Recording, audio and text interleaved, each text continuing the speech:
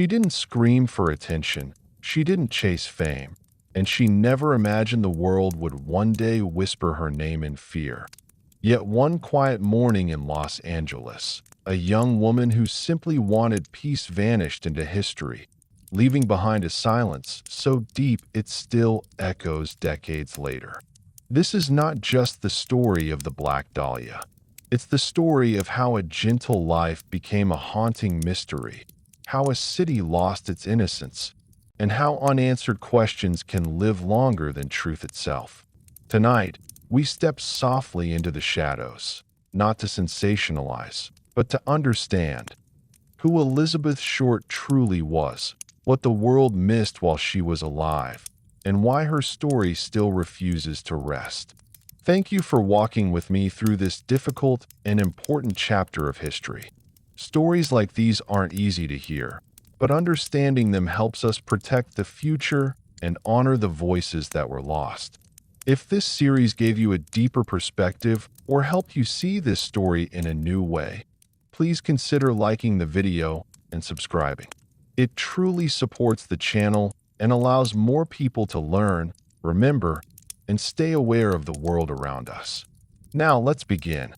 Chapter 1. The Girl the City Didn't Know. The city of Los Angeles in the mid-1940s breathed like a living thing. It shimmered with ambition during the day and whispered secrets at night. Street lamps glowed softly over sidewalks that carried dreamers, drifters, soldiers returning from war, and young women chasing the fragile promise of stardom. Among them walked a quiet figure whose name would one day echo through history, though she herself never sought to be remembered.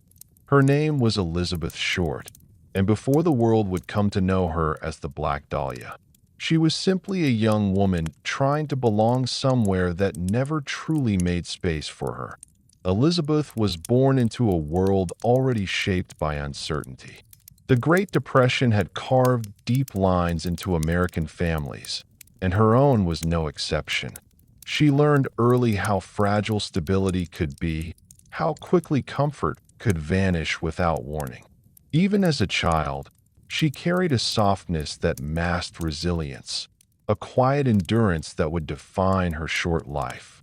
She was not loud, not reckless, not chasing danger. Instead, she drifted, searching for warmth in a world that often felt cold. Those who met her often remembered her calm presence before anything else. She spoke gently, listened more than she talked, and carried herself with a kind of old-fashioned politeness. Her dark hair and pale complexion stood out, but what lingered most was her stillness. Elizabeth had a way of seeming both present and distant at the same time, as if part of her always lived somewhere far away, in a dream she never fully described. In post-war America, Hollywood shimmered like a promise written in light. For countless young women, it symbolized rebirth, escape, and possibility. Elizabeth was no different.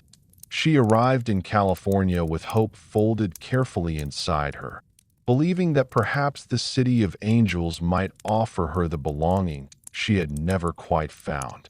But Hollywood in the 1940s was not the glamorous refuge portrayed on screen. Beneath the glowing marquees and smiling faces lay competition, exploitation, and loneliness that often swallowed the vulnerable whole. Elizabeth drifted from place to place, sometimes staying with friends, sometimes relying on the kindness of near strangers. She wrote letters often, carefully choosing her words so as not to worry those who cared about her. She spoke of plans and small dreams, never revealing how unstable her life truly was. To the outside world, she appeared hopeful. Inside, she carried quiet exhaustion.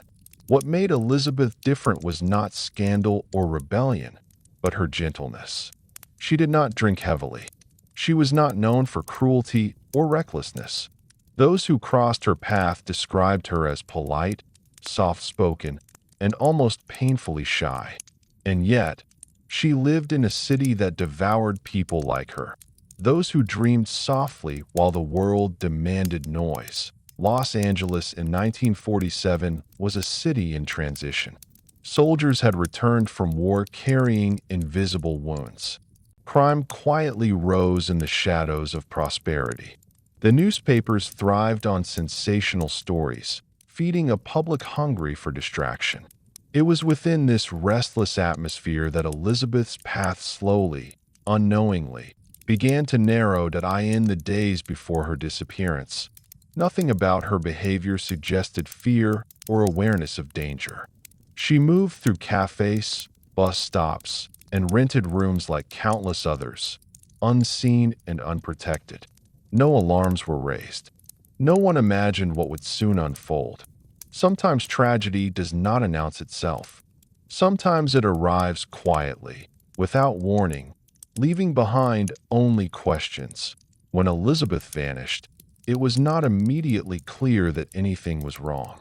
Adults disappear every day, especially in cities as vast as Los Angeles. It was only later, when silence stretched too long, that concern began to grow. And when the truth finally emerged, it did so in a way that would shock the world and forever change how America understood violence, media, and memory. The story of the Black Dahlia is not only a crime story. It is a human story shaped by longing, isolation, and the fragile hope of a young woman searching for her place. To understand what happened, one must first understand who Elizabeth was before the headlines, before the photographs, before the myth erased the person beneath it all. This is where her story truly begins, not with darkness, but with a quiet young woman walking through a city that never noticed her until it was far too late. By the time Elizabeth Short reached her early 20s, she had already lived several lives within one. Each move, each new city, carried the quiet hope that this one might finally feel like home. Yet stability remained just beyond reach, like a light always flickering at the edge of her vision. She was not running from something. She was searching for something. Belonging. Safety. A sense that she mattered. Her health had never been strong. Childhood illness had left her physically fragile, and even as an adult, she tired easily. This vulnerability shaped how she moved through the world. She walked gently, spoke softly, and often depended on the goodwill of others. But vulnerability did not mean weakness. Those who knew her well described a quiet strength, a dignity that surfaced in small moments. The way she carried herself, the way she listened, the way she smiled even when her circumstances were uncertain. Los Angeles was unforgiving to women like Elizabeth. It was a city that promised dreams but demanded resilience. Behind the glamour lay boarding houses with thin walls, lonely cafes glowing late into the night, and streets where anonymity swallowed people whole. She drifted through these spaces almost invisibly. She wasn't famous, wasn't notorious, and wasn't chasing scandal. She was simply trying to exist.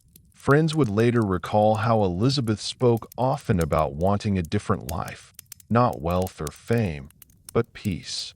She wanted to settle somewhere warm, to feel safe, to stop moving. She talked about finding work, maybe meeting someone kind, maybe building something quiet and lasting. These were small dreams, gentle dreams, and perhaps that is what makes her story so haunting. She wasn't reaching for the stars. She was reaching for stability. Yet the city she lived in was changing rapidly. Post-war Los Angeles was swelling with people, ambition, and unease. Crime crept into alleyways and headlines alike. Newspapers thrived on horror, turning human suffering into spectacle. Police departments struggled to keep pace with the city's growth. In this environment, individuals like Elizabeth became tragically easy to overlook. In the days before she vanished, nothing outwardly signaled danger. She made casual plans, exchanged friendly conversations, and continued her quiet routines. She trusted easily, perhaps too easily, believing in the basic goodness of others. There was no dramatic farewell, no sign she sensed what lay ahead. Her life did not end in a moment of chaos. It faded into silence first. When Elizabeth failed to appear where she was expected, concern grew slowly. People assumed she had simply moved on, as she often did. Days passed. The city continued to hum. Streetcars rattled, neon signs flickered, laughter spilled from bars and theaters. And somewhere within that vast sprawl, a young woman was already gone.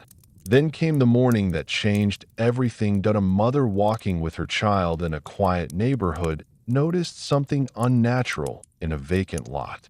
At first, it didn't even register as human. The stillness, the pale shape against the earth, it looked unreal, like something staged. When authorities arrived, the truth became unavoidable, and the city's breath caught all at once. The discovery shocked even seasoned investigators. The brutality was beyond comprehension, and the precision raised chilling questions. News spread rapidly, carried by radio waves and newspaper headlines that seemed to grow more dramatic with each hour. The name Black Dahlia would soon be everywhere, but at that moment, she was still Elizabeth, a young woman whose life had ended in unimaginable violence. As details emerged, the public became transfixed. Fear mixed with fascination. Who could do such a thing? Why her? How could a person vanish into the night and leave behind such devastation?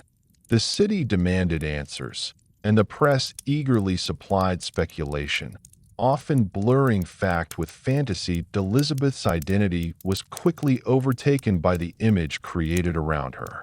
Headlines transformed her into a symbol rather than a person.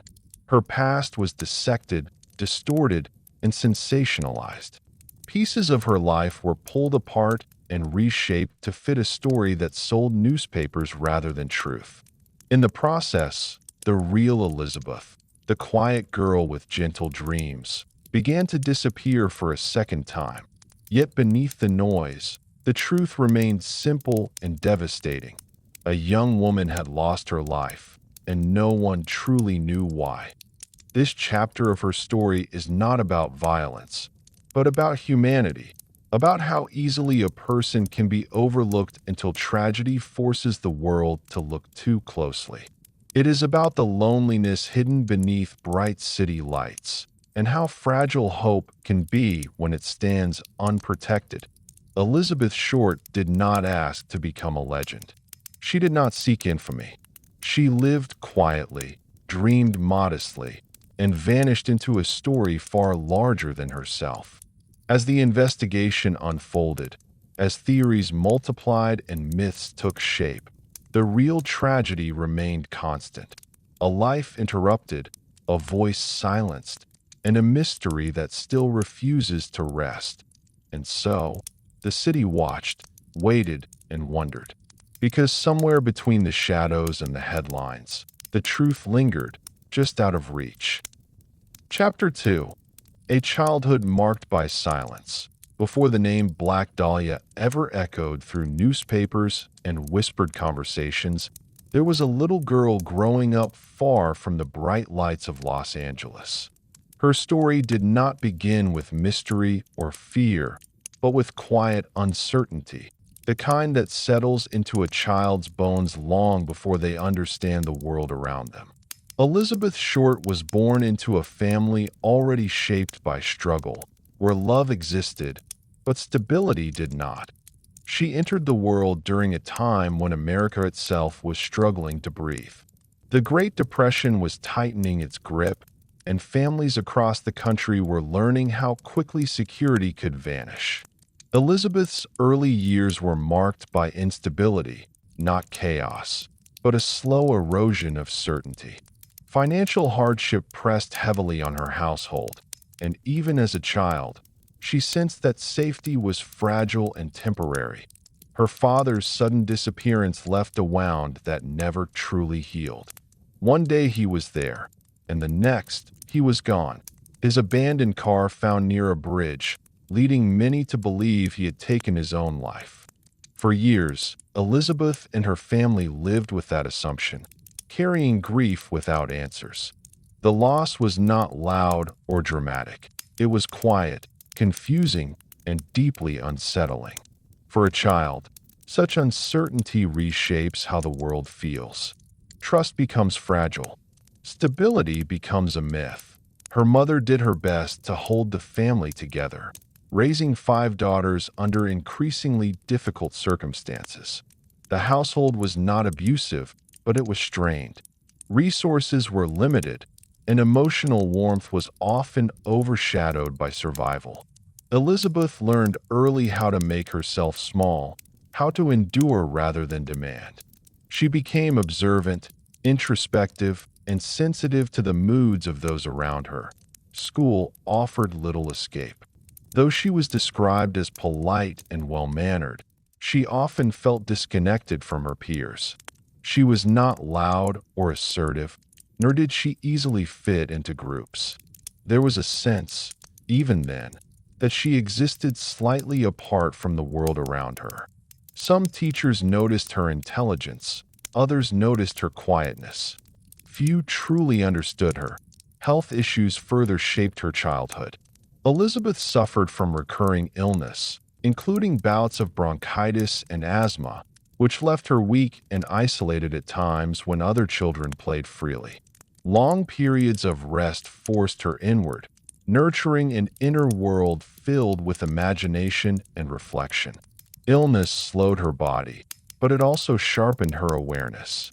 She learned patience, endurance, and silence. As she grew older, her appearance began to change. She developed a striking look, dark hair, pale skin, and a delicate presence that drew attention without effort. But attention was not always kind. People saw what they wanted to see, projecting ideas onto her without knowing her. Even then, she was becoming a figure others defined, rather than someone allowed to define herself. The emotional absence of her father lingered quietly in the background of her life. When news eventually surfaced years later that he had not died, but had started a new life elsewhere, the revelation did not bring relief. Instead, it deepened the sense of abandonment. The idea that he had chosen to disappear left scars that words could not easily heal. For Elizabeth, trust became something fragile, offered cautiously, often withdrawn before it could be broken. As adolescence approached, her desire to escape grew stronger. She longed for warmth, both literal and emotional. Cold climates worsened her health, and she dreamed of California as a place of healing and possibility. To her, it wasn't just a location, it was a promise. Sunshine, fresh beginnings, and perhaps a life where she could finally breathe freely. Her teenage years were shaped by movement. She stayed with relatives, shifted between homes, and never truly settled. Each move reinforced the idea that permanence was an illusion. She learned how to pack lightly, both physically and emotionally. Attachments were formed cautiously, always with one foot already turned toward departure. Yet despite instability, she retained kindness. Those who crossed her path remembered her gentle manners, her soft voice, and her thoughtful nature. She listened more than she spoke. She noticed details others overlooked.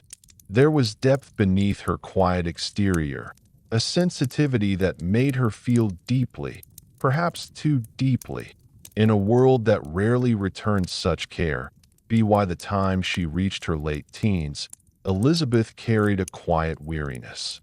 Life had not been cruel to her in obvious ways, but it had worn her down through absence, uncertainty, and emotional distance. She was not broken, but she was tired. Tired of moving, tired of waiting, tired of hoping for something that never quite arrived. Still, she held on to dreams. Not grand fantasies of fame or fortune, but simple visions of stability, love, and belonging. She believed that somewhere, somehow, life would soften. That belief, gentle, persistent, and fragile, guided her steps as she moved toward adulthood, and unknowingly, it also guided her toward a city that would change her name forever. As Elizabeth moved closer to adulthood, the weight of her early years quietly shaped every decision she made. By her late teens, she had already learned lessons many never face until much later in life. That people can disappear without explanation, that love can feel uncertain, and that stability must often be created rather than found. These truths did not harden her, but they did make her cautious.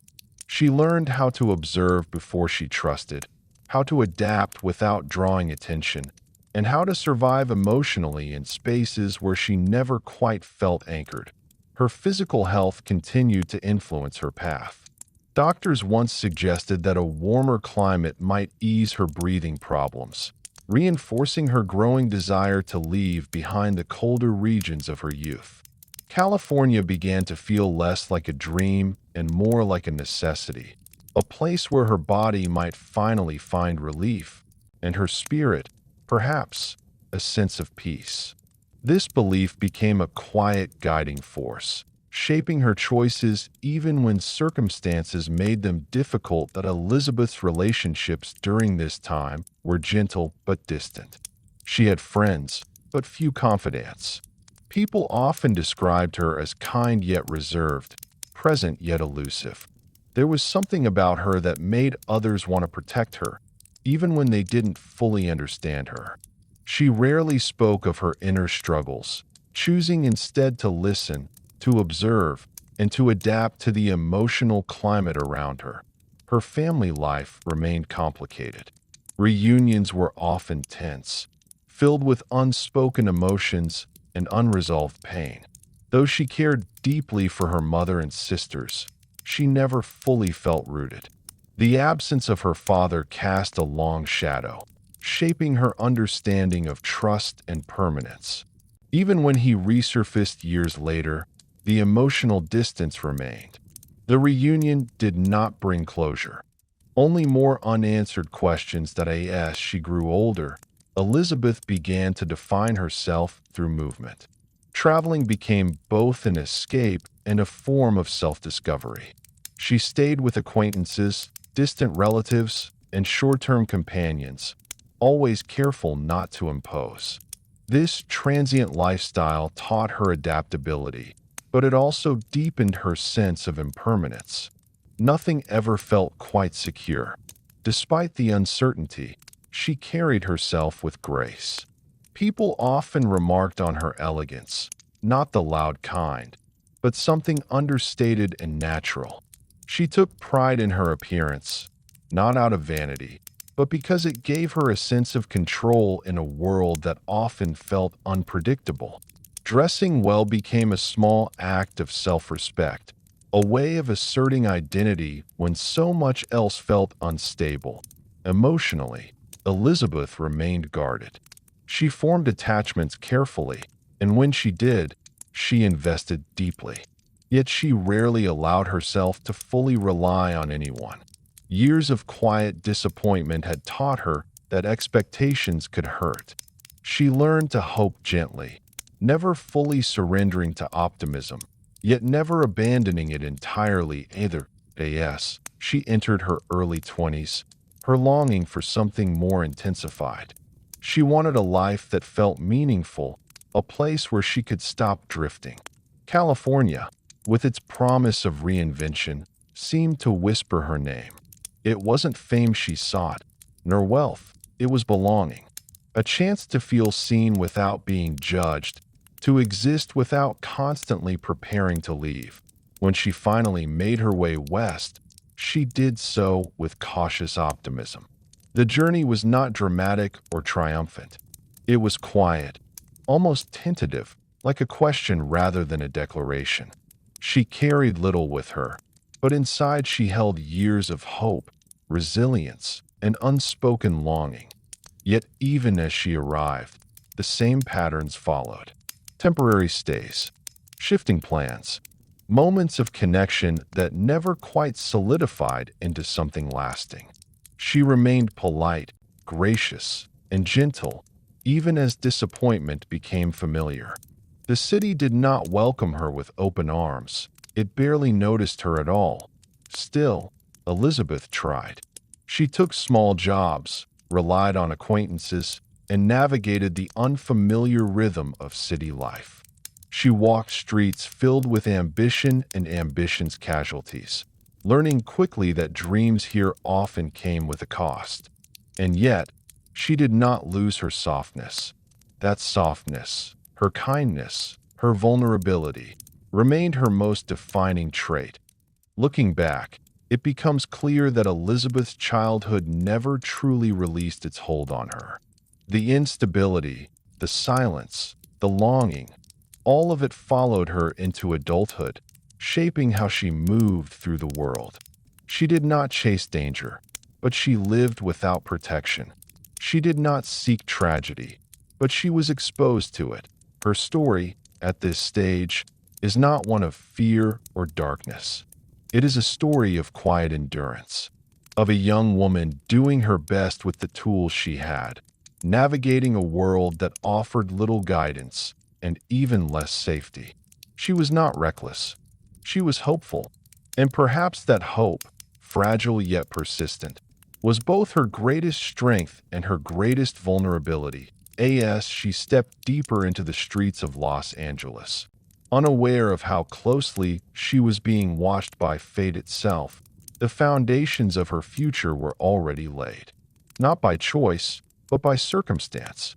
And the city, vast and indifferent, continued to move around her, unaware that it was slowly becoming the final chapter of her story. Chapter 3: Dreams, Illusions, and the Road to Hollywood. By the time Elizabeth Short began drifting toward Hollywood, the idea of dreams had already taken on a complicated meaning in her life. Dreams, for her, were not loud or glittering. They were quiet hopes carried carefully, like something fragile that might break if handled too roughly. She did not imagine herself as a star or a celebrity.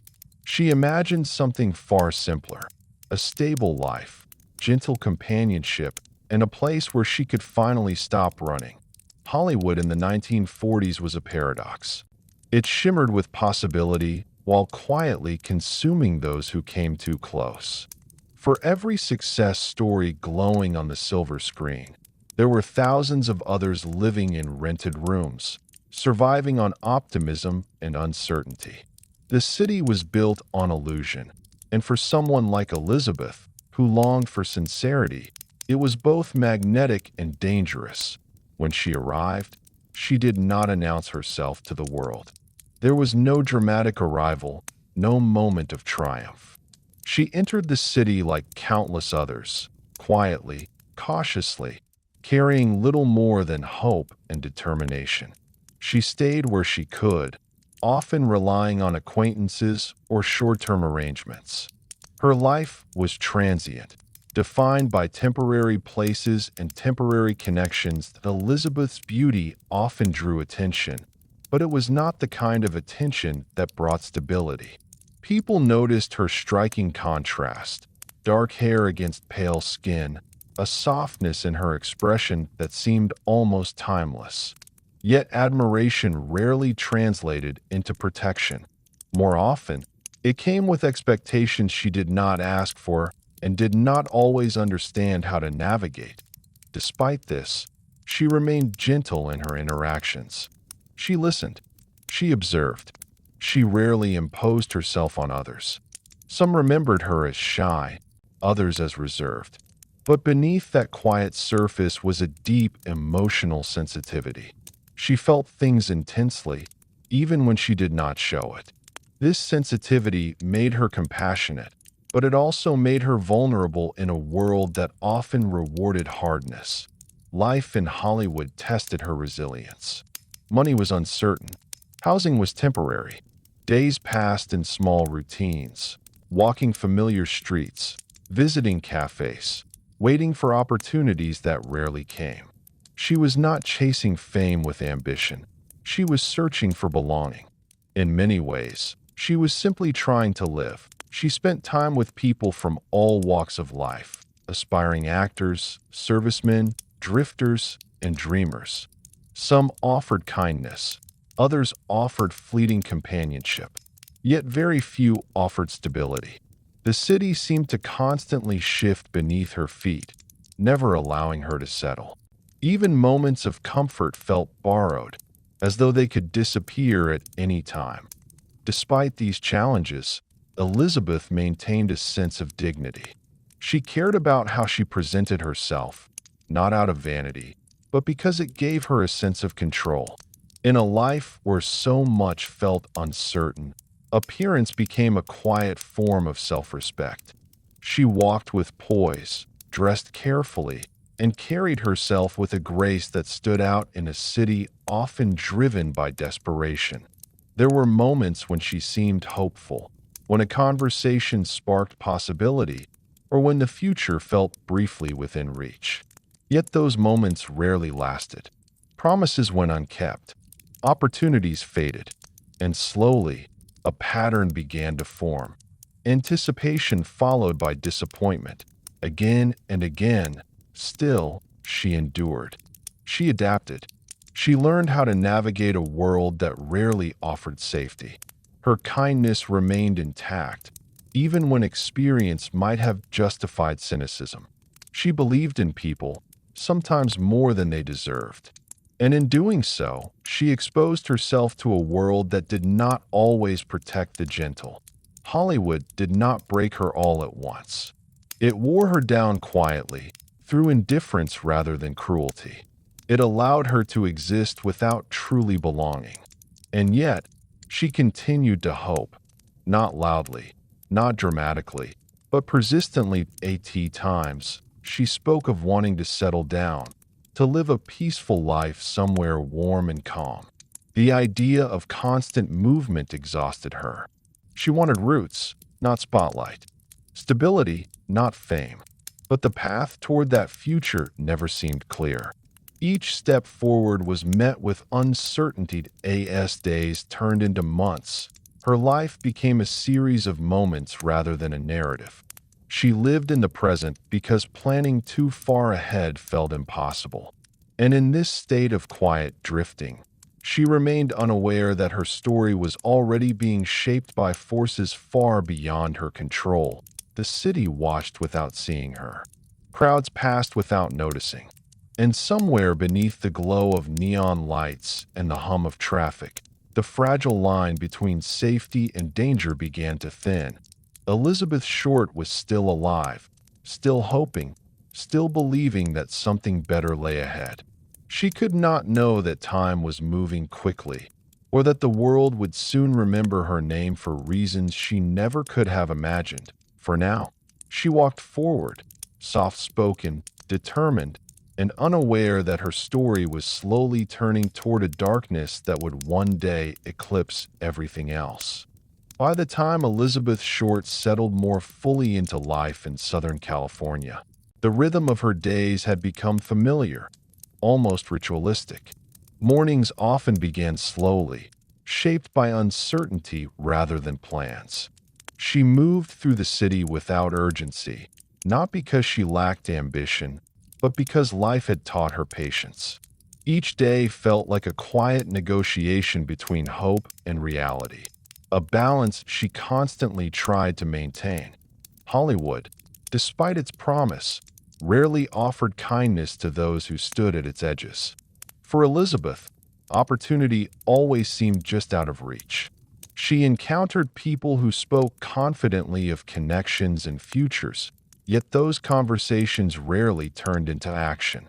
The city was full of talkers and dreamers, many of them chasing the same fragile illusion. Still, she listened, believing that listening itself might open a door. Her social circle remained fluid. She met people through chance encounters, cafes, bus stops, small gatherings where strangers bonded briefly before drifting apart. These interactions were often warm but fleeting. Few lasted long enough to become anchors.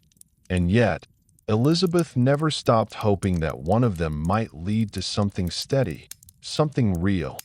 Despite her uncertain circumstances, she maintained a quiet discipline. She took care of herself as best she could, keeping her appearance neat and her demeanor calm. In a city that thrived on illusion, she valued authenticity, even when it worked against her. She did not exaggerate her life or pretend to be something she was not. This honesty, while admirable, often left her vulnerable. There were moments when loneliness pressed heavily against her. Nights could feel especially long, filled with the distant sounds of traffic and laughter echoing from places she did not belong. In those moments, she likely thought of her childhood, of the places she had left behind, of the people she once trusted. Memory became both comfort and burden that Elizabeth's interactions with men were often misunderstood by outsiders. She was friendly, polite, and approachable, traits that were sometimes misread as invitation. But those who truly knew her described her as reserved and cautious. She did not seek attention, nor did she enjoy being the center of it. She simply wanted connection without expectation. As time passed, her circumstances grew more uncertain. Temporary housing became more frequent, and stability felt increasingly fragile. Yet even then, she did not lose her sense of dignity. She carried herself with quiet pride, refusing to let hardship define her entirely. There was strength in her softness, a resilience that allowed her to keep going even when the future felt unclear. The city, meanwhile, continued its relentless pace. New faces arrived daily, each with their own hopes and fears.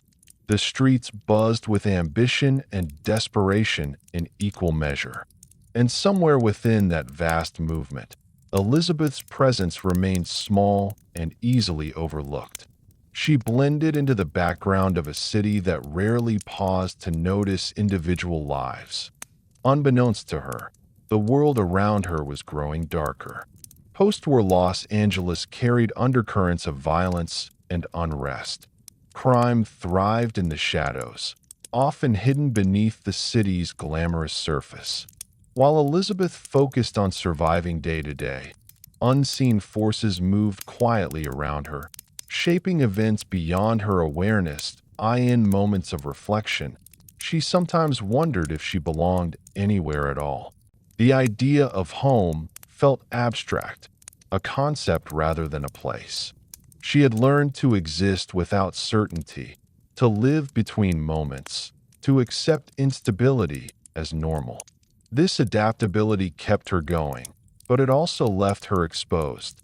Despite everything, she continued to believe in kindness. She trusted that people, at their core, were capable of goodness. This belief guided her interactions and softened her judgments. It also made her vulnerable in a world that did not always deserve such faith. As the days passed, subtle changes began to surface. She grew quieter, more introspective.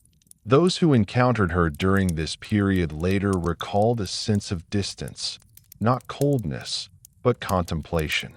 It was as though she were carrying something heavy, something unspoken. Her journey through Hollywood was not marked by dramatic rises or falls, but by slow accumulation of experiences, disappointments, and hopes deferred. Each step brought her closer to an unseen turning point. The city, indifferent and vast, continued to move around her, unaware of the fragile life passing through its streets. Elizabeth Short did not know that she was nearing the end of her path. She did not sense the approaching darkness or the moment when her name would be stripped of its humanity and turned into legend.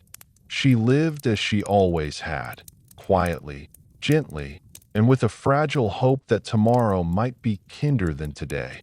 And so, as the sun set over Los Angeles and neon lights flickered to life, Elizabeth continued forward, unaware that history was already closing in around her. Chapter 4. The Lonely Streets of Los Angeles. Los Angeles at night carried a strange duality. From a distance, it glowed with promise. neon signs humming softly, palm trees swaying beneath streetlights, music drifting from open doorways. But up close, the city revealed a quieter truth. Beneath the glamour lived long shadows, empty sidewalks, and lives moving silently beside one another without ever truly meeting. It was within this landscape that Elizabeth Short continued her quiet journey, unaware that the city itself was becoming part of her story. To be why this time, Elizabeth had grown accustomed to walking alone. The streets no longer frightened her. They had become familiar, almost comforting in their predictability. She knew which roads felt safe, which neighborhoods pulsed with life, and which ones grew eerily quiet after sunset. She learned to read the city the way others read people, by subtle cues, by instinct rather than logic. Yet loneliness lingered, often deepening at night. During the day, movement distracted her, errands, conversations, brief encounters. But evenings were different. As darkness settled, so did reflection. Streetlights cast long shadows, and with them came memories, unanswered questions, and the weight of being unseen. The city never slept, but it rarely noticed her either. Elizabeth spent time in modest places, small cafes, quiet rooms, sidewalks where strangers passed without acknowledgement. She did not demand attention. She blended into the background, becoming part of the city's rhythm. In many ways, this invisibility offered safety. In others, it left her dangerously alone. Los Angeles in the 1940s was expanding rapidly, drawing in people chasing new beginnings. But with growth came anonymity. People passed one another without connection, and kindness often dissolved into indifference.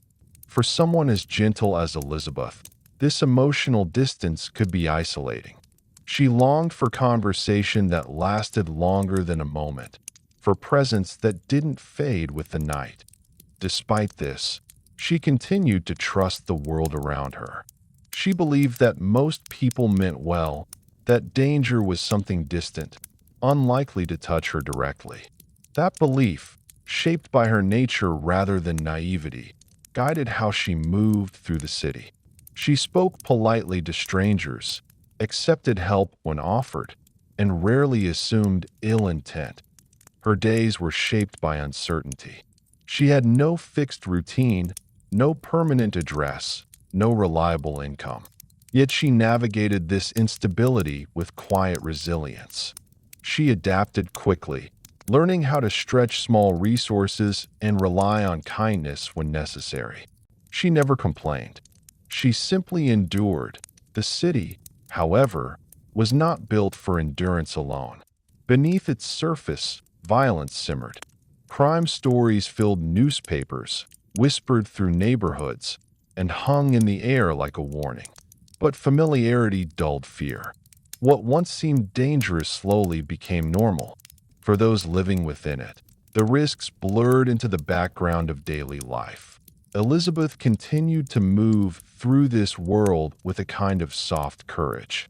She did not see herself as vulnerable. She saw herself as surviving. And in many ways, she was. She maintained her dignity, her kindness, and her sense of self even when circumstances tried to erode them. People who encountered her during this period later recalled small details, her gentle voice, her thoughtful pauses, the way she seemed both present and distant. She listened more than she spoke, often offering empathy without asking for anything in return. There was a quiet depth to her that lingered long after conversations ended. As days passed, subtle changes appeared. She seemed more tired, more contemplative. The weight of uncertainty pressed quietly on her shoulders.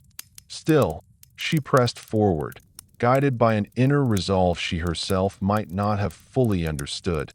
The city's pace never slowed. Streetcars rattled, radios played, crowds gathered and dispersed. Life continued relentlessly, indifferent to individual struggles.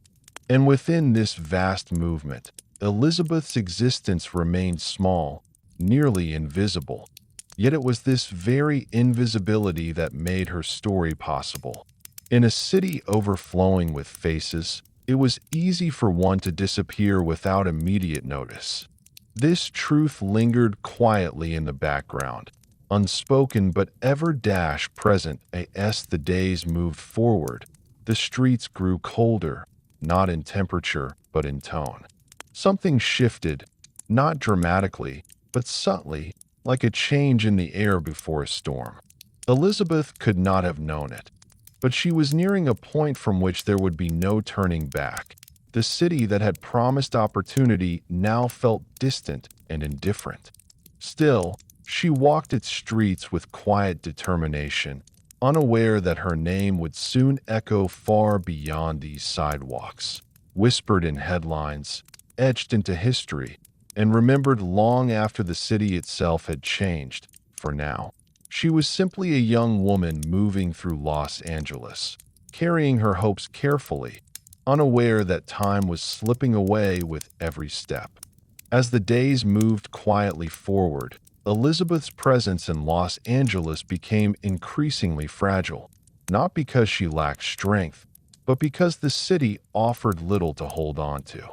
She drifted through neighborhoods that felt both alive and empty, places where thousands lived side by side, yet rarely truly connected.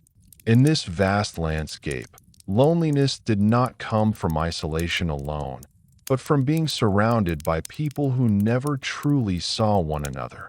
The streets carried stories of their own. They whispered of ambition, loss, reinvention, and regret. Every corner seemed to hold someone else's unfinished dream. Elizabeth moved among them softly, like a shadow that never quite belonged to the scene it crossed. She was careful, observant, and often thoughtful, but the city did not reward gentleness. It moved quickly, indifferent to those who fell behind. Her days followed no fixed pattern. Some mornings began with quiet walks, the city still waking beneath a pale sky. Other days blurred into long hours of waiting for opportunity, for kindness, for something that felt like direction. She had learned patience not by choice, but by necessity. Each passing day reinforced the idea that survival sometimes meant enduring stillness. Despite everything, she remained remarkably composed. Those who encountered her during this time often remembered her calm demeanor. She did not appear desperate or lost. Instead, she carried herself with a subtle dignity, as if she believed that better days might still be possible. This quiet optimism, though fragile, shaped the way she moved through the world. Night, Los Angeles transformed. Streetlights painted the sidewalks in gold and shadow, and the air hummed with distant voices and engines. For many, nighttime meant freedom or excitement. For Elizabeth, it was a time of reflection. She often walked alone, not out of recklessness, but because solitude had become familiar. She trusted the rhythm of the city, unaware of how easily trust could be misplaced. The loneliness she experienced was not loud or dramatic. It was subtle, settling in during moments of stillness, when a conversation ended too soon, or when she realized she had no one to call. Yet even then, she held on to kindness. She did not grow bitter. She did not harden. Her softness remained intact, even when the world gave her little reason to keep it. People came and went from her life like passing shadows. Some offered companionship for a moment, others disappeared without explanation. Each interaction left a faint mark, but none stayed long enough to change her path. The impermanence became familiar, almost expected. As time passed, her physical and emotional exhaustion grew. She carried herself with quiet determination, but the strain was evident in subtle ways: slower steps, longer pauses, a thoughtful distance in her eyes. Still, she did not ask for help easily. Independence, even when difficult, felt safer than reliance. The city itself seemed indifferent to her struggles. It continued to pulse with energy, oblivious to the individual lives unfolding within it. Cars passed, neon signs flickered, music drifted through open windows. Life went on, uncaring and relentless. Elizabeth's vulnerability did not stem from recklessness or ignorance. It came from her belief in goodness, her willingness to trust, and her hope that the world would eventually meet her kindness with kindness of its own. These traits, beautiful as they were, left her exposed in a city that often rewarded the opposite in quiet moments. She likely reflected on how she had arrived here, the choices made, the chances taken, the paths abandoned. She had not failed. She had simply lived within circumstances that offered little mercy. Yet even then, she did not surrender to despair. She continued forward, step by step, guided by an inner resilience she may not have fully recognized. As the days moved closer to their tragic turning point, nothing outwardly marked the shift. There were no warnings, no signs that the fragile balance of her life was about to break. Everything appeared ordinary, even peaceful. That ordinariness made what followed all the more devastating. The streets that had carried her quietly for so long would soon bear witness to something unimaginable. But at this moment, Elizabeth remained simply herself, a young woman navigating a vast city, holding on to dignity, kindness, and hope in a world that rarely paused to notice such things. Her story, still unfolding, hovered on the edge of history. And though she did not know it, time was narrowing around her, drawing her toward a fate that would forever change how the world remembered her. Chapter 5. The last days before she vanished. In the final days before Elizabeth Short disappeared, life moved with a quiet normalcy that masked how close she was to the edge of history. There were no dramatic warnings, no visible signs that something terrible was approaching. Instead, her days unfolded much like the many before them, softly, uncertainly, and with the quiet persistence that had come to define her life. She continued moving through Los Angeles with the same calm restraint that had always marked her presence. Those who encountered her during this period later remembered her as gentle and composed, perhaps a little tired, but still polite and attentive. She spoke kindly, listened carefully, and never revealed the depth of uncertainty she carried within. If she felt fear, she kept it to herself. If she felt hope, she guarded it quietly. Her circumstances remained unstable. She had no permanent home, no fixed routine, and no one place that truly belonged to her. Instead, she relied on temporary arrangements, brief stays, and the goodwill of others. Each day required adaptation, knowing when to move on, when to stay silent, and when to trust. This constant adjustment had become second nature to her, though it wore gently at her spirit. During this time, Elizabeth was seen in ordinary places, small cafes, bus stops, sidewalks where strangers passed without noticing one another. She blended into the everyday life of the city, indistinguishable from countless others navigating their own private struggles. There was nothing outwardly remarkable about these moments, and that ordinariness is what makes them so haunting in hindsight. Those who spoke with her described a calmness in her voice, a softness that made conversations feel unhurried. She did not speak of fear or distress. Instead, she spoke of small things, plans that might come together, places she might go, people she might meet. These were not grand ambitions, but quiet hopes, held delicately as though they might break if examined too closely. There was a sense, however subtle, that she was growing tired, not exhausted in body, but weary in spirit. Life had asked much of her, and she had given all she could without complaint. She carried her burdens silently, rarely allowing others to see the weight she bore.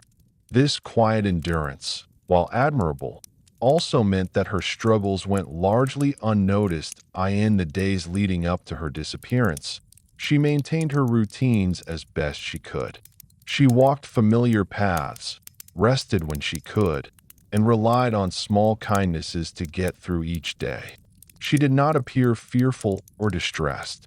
If anything, she seemed resigned, as though she had accepted the uncertainty of her life as something unchangeable. Los Angeles continued to move around her without pause. Streetcars clattered, radios played, voices rose and fell in endless conversation. The city was alive with motion, yet indifferent to individual suffering. Elizabeth moved within this vast rhythm, one quiet presence among millions, unseen and unprotected. What makes this period especially haunting is how ordinary it was. There were no dramatic scenes, no final words, no clear turning point. Her life did not announce its ending. It simply continued until it didn't. That absence of warning is part of what would later unsettle the nation. People who encountered her during these final days often recalled her politeness and gentle demeanor. Some remembered brief conversations that seemed insignificant at the time, but later took on a heavy weight. She had a way of making people feel heard, even in fleeting moments. That quality lingered in memory long after she was gone. As time passed, the city's vastness began to close in around her. The anonymity that once offered freedom now became a kind of isolation. There was no one closely watching over her, no safety net to catch her if she stumbled. She moved through life unaccompanied, trusting that tomorrow would be much like today. And then, quietly, she vanished. First, there was no alarm. Adults disappeared, often in a city as large as Los Angeles. People moved on without explanation every day. It was not unusual, and it did not immediately raise concern. Her absence blended seamlessly into the rhythm of the city. Days passed, then more days, and slowly, a sense of unease began to form. Not loud, not urgent, but persistent. Something was not right. The silence surrounding her became heavier, harder to ignore. When questions finally began to surface, they were tentative. Had she left town? Had she found work elsewhere? Was she simply moving on, as she had so many times before? No one knew. And perhaps that uncertainty is what made her disappearance so chilling. The realization that a person could simply vanish without anyone noticing at first. This quiet vanishing marked the threshold between the life Elizabeth had lived and the legacy she would never choose. The days that followed would transform her from a private individual into a public mystery, from a quiet presence into a name that would echo through history. But in these final moments before everything changed, she was still just Elizabeth, a young woman navigating a difficult world with grace, vulnerability, and hope. She did not know that time was running out. She did not know that the city she trusted would soon remember her for reasons far removed from who she truly was. Her story, still unfolding, was about to take a turn that would shock the world. The final hours before Elizabeth Short disappeared unfolded quietly, without urgency or spectacle. Nothing about them suggested that history was about to shift. There were no raised voices, no visible signs of fear, no desperate attempts to be seen or heard. Instead, the world continued as it always had, calm on the surface, unaware of the silence it was about to inherit. Elizabeth moved through those hours with the same gentle presence that had defined her life. She spoke kindly when spoken to, listened attentively when others talked, and carried herself with a reserved composure that often masked her inner uncertainty. There was no evidence of panic or distress. If she sensed danger, she gave no outward sign. Her trust in the world, though fragile, still guided her actions. She was last seen in ordinary places, public spaces where people came and went without consequence. These were not hidden corners or dangerous back alleys, but familiar environments where daily life unfolded uninterrupted. The simplicity of these final sightings would later haunt those who learned of them. How could something so devastating follow something so normal? In those final moments, Elizabeth was not running, hiding, or seeking help. She was simply existing, moving through the day as she had so many times before. That normalcy is what makes her disappearance so unsettling. It challenges the belief that danger announces itself clearly, that tragedy is always preceded by warning. As time passed, and she failed to reappear, concern began to grow quietly. People who knew her started to realize something was wrong. She had always been transient, but not careless. Her absence stretched longer than usual. Still, no immediate alarm was raised.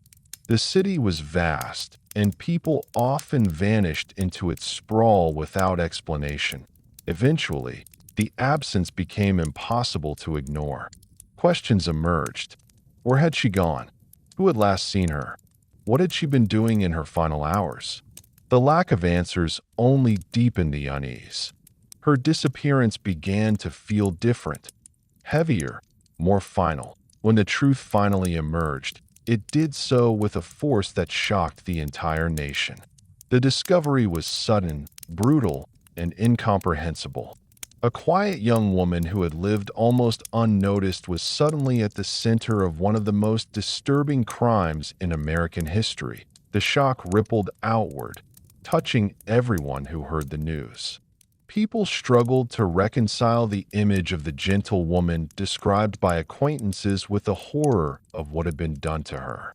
The contrast was unbearable.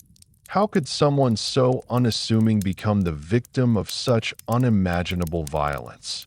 As details emerged, the city fell into a collective silence. Fear crept into daily life. Streets that once felt familiar now carried an edge of unease. People locked their doors earlier, looked over their shoulders more often, and wondered how something so terrible could happen without warning. That Elizabeth's identity, once private and quiet, was suddenly exposed to the world. Her name appeared in headlines, her face printed in newspapers, her life dissected and debated. The person she had been, gentle, reserved, human, began to fade beneath the weight of sensationalism. Yet behind the headlines and speculation remained a simple, devastating truth. A life had been taken, and nothing could undo that loss. The city grappled with fear and confusion, but for Elizabeth, there would be no return, no explanation, no justice that could restore what was lost. Her disappearance marked the end of one story and the beginning of another, one shaped not by who she was, but by what had been done to her. The transformation was swift and unforgiving. In death, she became a symbol, a mystery, a headline. In life, she had been a young woman searching quietly for stability and kindness. The world would come to know her by a name she never chose, attached to an image that would overshadow her humanity for generations. But beneath that label was a real person whose final days were marked not by fear or chaos, but by ordinary moments that now carried unbearable weight. As investigators began their work and the media descended, the city held its breath. Something irreversible had occurred. The streets that once carried her footsteps now carried questions that would never be fully answered. And so, her story crossed a threshold, from life into legend, from silence into scrutiny. The final days of Elizabeth Short had ended, but the mystery surrounding her had only just begun. Chapter 6: Discovery in the Weeds. The morning the truth surfaced began like countless others in Los Angeles. Quiet, ordinary, and unsuspecting. The sky stretched pale above the city, and the streets slowly awakened to routine life. Nothing in the air warned that history was about to fracture. Yet beneath that calm, a discovery waited that would alter the city forever. In a quiet, undeveloped area on the outskirts of the city, a woman walking nearby noticed something unusual in the grass. At first, it didn't register as human. It seemed too still, too arranged, almost unreal. The early light softened the scene, disguising its meaning. But as she drew closer, the reality became impossible to ignore. What lay before her was not debris, nor an object left behind. It was a person. Authorities were called immediately. When they arrived, the silence of the location felt unnatural, heavy with disbelief. The scene was deeply disturbing, though described in official language that attempted to maintain composure. Even seasoned investigators struggled to process what they were seeing. It was not just the loss of life that shook them, but the deliberate, calculated nature of the act. News spread quickly, though details were initially withheld. The city seemed to hold its breath as reporters, police, and onlookers gathered. Within hours, the story dominated headlines. The discovery was not only tragic, it was shocking in a way that defied comprehension. This was not a crime that could be easily understood or explained. When the identity of the victim became known, the weight of the moment deepened. Elizabeth Short, a name previously unknown to most, was suddenly spoken across the nation. Her youth, her vulnerability, and the brutality of her death combined to create a sense of collective unease. People who had never known her felt a strange sense of loss, as though something precious had been taken from the world. Authorities worked carefully, aware that every detail mattered. The scene was documented, examined, and preserved as best as possible under the limitations of the time. Yet even in those early moments, it became clear that this case would challenge every assumption. The lack of clear answers only deepened the mystery. A S-word spread. Fear followed. Los Angeles, a city built on optimism and reinvention, suddenly felt unsafe. If something like this could happen in daylight, in an open space, then no one could feel entirely secure. Conversations shifted. Doors were locked earlier. Streets felt different, heavier, quieter. The press descended quickly, eager for information. Headlines grew larger, language more dramatic. In their urgency to report, nuance was often lost. Elizabeth's humanity began to blur beneath speculation and sensationalism. She was no longer just a woman. She became a story, a symbol, a headline meant to capture attention rather than convey truth.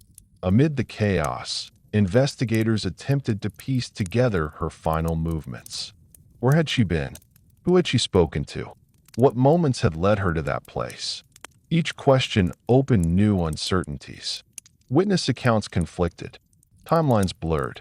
Certainty remained elusive. Despite the frenzy, some officers felt a deep sense of responsibility. They recognized that beyond the headlines was a human life that deserved dignity and justice. Their work became not only about solving a crime, but about restoring meaning to a life that had been reduced to shock value. As hours turned into days, the city changed.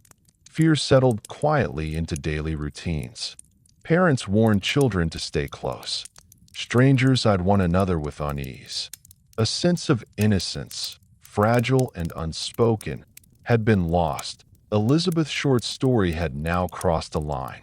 She was no longer just a woman who had lived quietly on the margins of a vast city.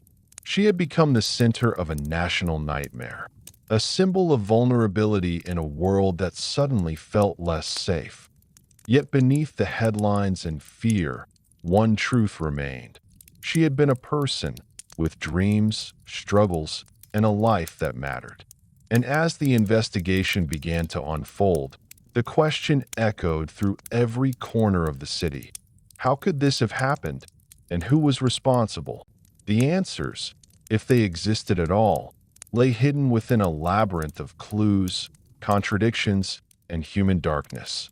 And as the investigation pressed forward, the world would soon learn that some mysteries refuse to be solved, and some wounds never truly heal. As the reality of the discovery settled over Los Angeles, the city entered a state of collective unease.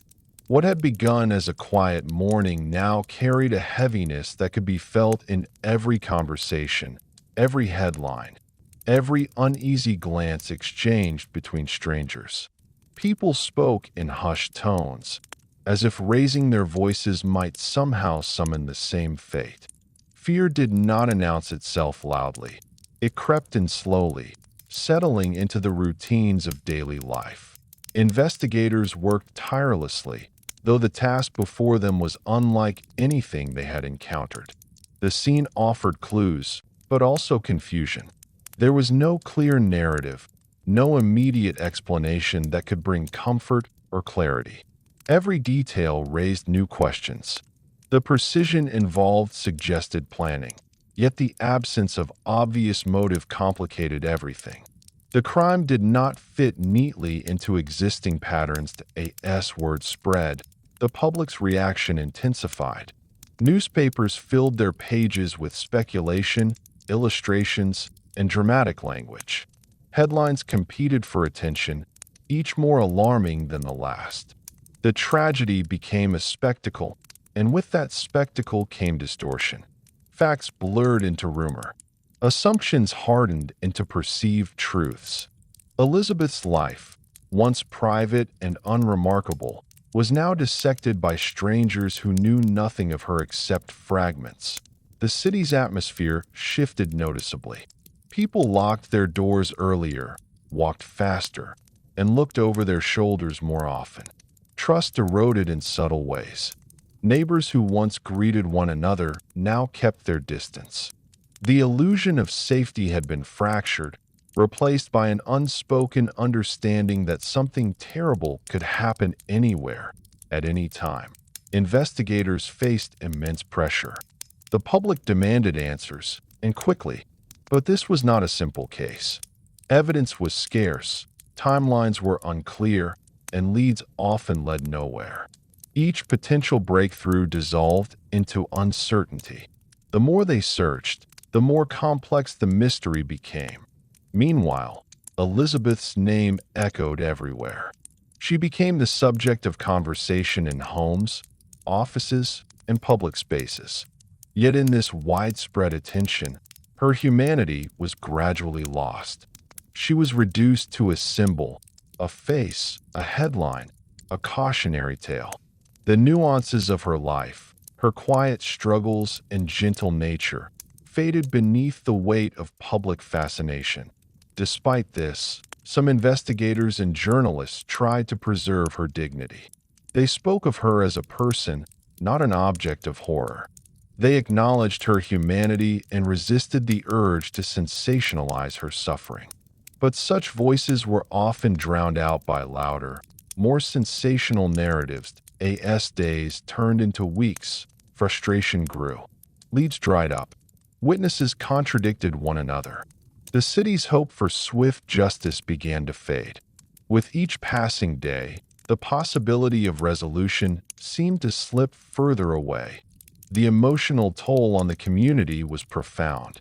People questioned their assumptions about safety, about humanity, about the thin line separating normal life from unimaginable violence. Parents held their children closer. Friends checked in on one another more often. Fear had woven itself into the fabric of daily life. For Elizabeth, the world she had known was gone. Her name had become inseparable from tragedy, her identity reshaped by forces beyond her control. The gentle, thoughtful woman she had been was now overshadowed by a story she never chose to tell. Yet even as the case grew colder, something remained unresolved, a collective yearning for understanding. People wanted meaning in the chaos, a reason that could restore order to a shaken world. But some questions resist answers, and some wounds never fully healed as the investigation continued. It became clear that this was not simply a search for a person responsible. It was a confrontation with the darker corners of human nature, with the vulnerabilities we all carry, and with the uncomfortable truth that evil does not always announce itself. Elizabeth Short's story had moved beyond a single tragedy. It had become a mirror reflecting society's fears, failures, and fascination with darkness. And as time passed, the line between truth and myth began to blur, shaping a legend that would endure long after the facts faded. The city waited, restless and uneasy, for closure that might never come. And in that waiting, the legacy of the tragedy continued to grow, not just as a mystery, but as a reminder of how fragile life can be and how easily it can be lost. Chapter 7: A City Frozen in Fear. In the days that followed the discovery, Los Angeles seemed to hold its breath. The city that once thrived on movement and noise now felt strangely subdued, as though an invisible weight pressed down on every street and sidewalk. Conversations softened, footsteps quickened, and an unspoken awareness settled into daily life. Something terrible had happened, and it could not be undone. Fear did not arrive suddenly. It seeped in gradually, through newspaper headlines left on doorsteps, through hushed conversations overheard in cafes, through the uneasy silence that followed once the radio was turned off. People began locking doors earlier, double-checking windows, glancing over their shoulders in ways they never had before. The sense of safety that once defined everyday routines had fractured. What unsettled the city most was not just the crime itself, but its randomness. There was no clear explanation, no identifiable pattern that made people feel protected. The idea that someone could vanish into the ordinary fabric of daily life, and that such a tragedy could happen without warning, unsettled even the most confident residents.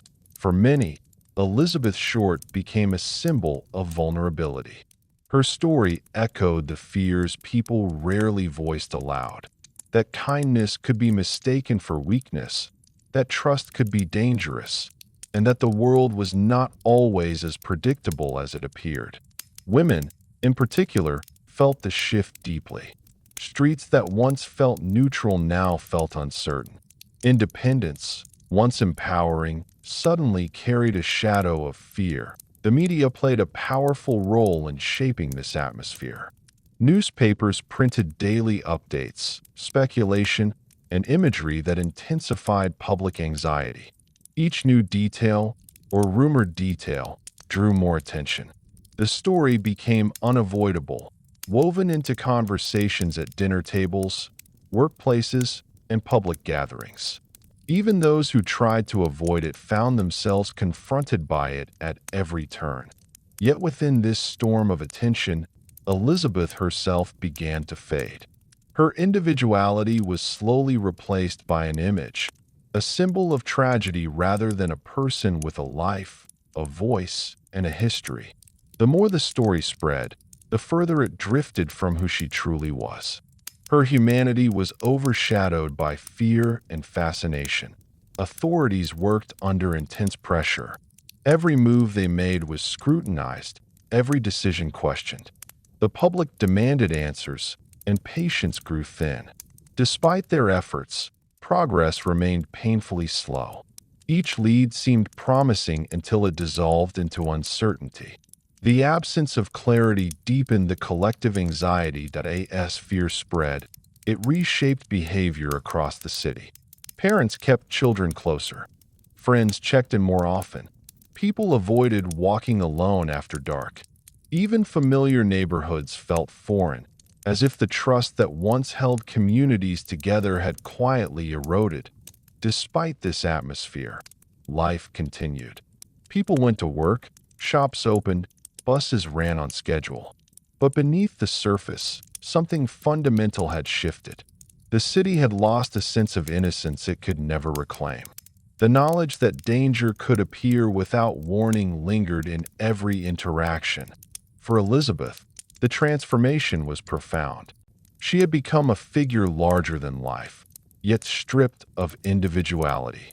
Her story was told and retold, each version shaped by fear, curiosity, or speculation. The real person, her kindness, her struggles, her humanity, was slowly being buried beneath layers of narrative. Yet amid the fear, there were moments of compassion. Strangers expressed sorrow for someone they had never known. Candles were lit. Quiet gestures of remembrance appeared in unexpected places. These small acts served as reminders that empathy still existed, even in a city gripped by fear. The emotional toll extended beyond Los Angeles. News traveled quickly, and people across the country felt the weight of the tragedy. It challenged assumptions about safety, about justice, about the nature of evil itself. Many found themselves asking difficult questions with no clear answers. As days passed, the initial shock settled into a heavy awareness. The city was no longer reacting, it was living with the aftermath. Fear had woven itself into the everyday rhythm of life, subtle yet persistent. Elizabeth's short story had become more than a single event. It had become a moment that changed how people saw the world around them. A reminder that beneath ordinary days, uncertainty always waits. And as the investigation continued, and the city searched for reassurance, one truth remained. Something had shifted irrevocably. The streets would never feel quite the same again. As the days stretched on, fear settled deeper into the fabric of Los Angeles, no longer sharp and sudden, but slow and suffocating. It lingered in the pauses between conversations, in the way people hesitated before stepping outside after dark, in the subtle changes to daily routines. The city did not panic, it endured. But beneath that endurance was an unspoken understanding that something fundamental had shifted. People began to study one another more closely. Strangers were no longer simply strangers. They were unknowns, and unknowns felt dangerous. Casual kindness became guarded. Even familiar faces carried an unspoken question. Can I trust you? This quiet erosion of trust was one of the most enduring consequences of the tragedy. Fear had a way of isolating people long before any physical harm could. The press continued its relentless coverage, shaping public perception in powerful ways. Each new article carried fragments of truth mixed with speculation, blurring the line between fact and fiction. Readers consumed the stories compulsively, searching for understanding or reassurance, yet finding only more unease. The repetition of details, often sensationalized, etched the tragedy deeper into public consciousness. Meanwhile, law enforcement worked under immense pressure. Every decision was scrutinized, every delay criticized. Tips flooded in from across the city and beyond, many well-meaning, others fueled by fear or imagination. Sorting truth from rumor became increasingly difficult. The investigation stretched on, weighed down by expectations that far exceeded what evidence could support. Despite the chaos, some investigators remained deeply committed to honoring the victim rather than the spectacle surrounding her. They understood that beyond the headlines was a human life cut short, a story deserving of care rather than exploitation. Yet their efforts were often overshadowed by louder narratives driven by fear and fascination. For the public, the case became a mirror reflecting collective anxieties. It stirred questions about safety, morality, and the fragility of everyday life. People began reevaluating their surroundings, their routines, and even their sense of identity. The idea that such a tragedy could occur without warning unsettled deeply held beliefs about control and predictability. Women, in particular, felt the impact profoundly. Many altered their habits, walking with friends, avoiding certain areas, or limiting their movements altogether. Independence began to feel like a risk rather than a right. The city that once symbolized opportunity now carried an undercurrent of caution. Yet amid the fear, there were moments of quiet solidarity. Strangers checked on one another. Communities shared information and offered support. There was a collective recognition that fear, while powerful, did not have to erase compassion. These small acts of unity stood in contrast to the darkness that had taken hold as time passed. The intensity of public attention began to wane, though the unease never fully disappeared. New headlines eventually replaced old ones, but the impact of this tragedy lingered beneath the surface. It became part of the city's emotional landscape, a story retold in hushed tones, a cautionary tale woven into memory. Elizabeth Short's name remained synonymous with loss, yet the person she had been continued to fade beneath layers of myth and speculation. The more her story was told, the more it transformed, shaped by fear, fascination, and the human need to make sense of the senseless. The city, meanwhile, carried on. Streets filled again, laughter returned, and routines slowly re-established themselves. But something intangible had been altered.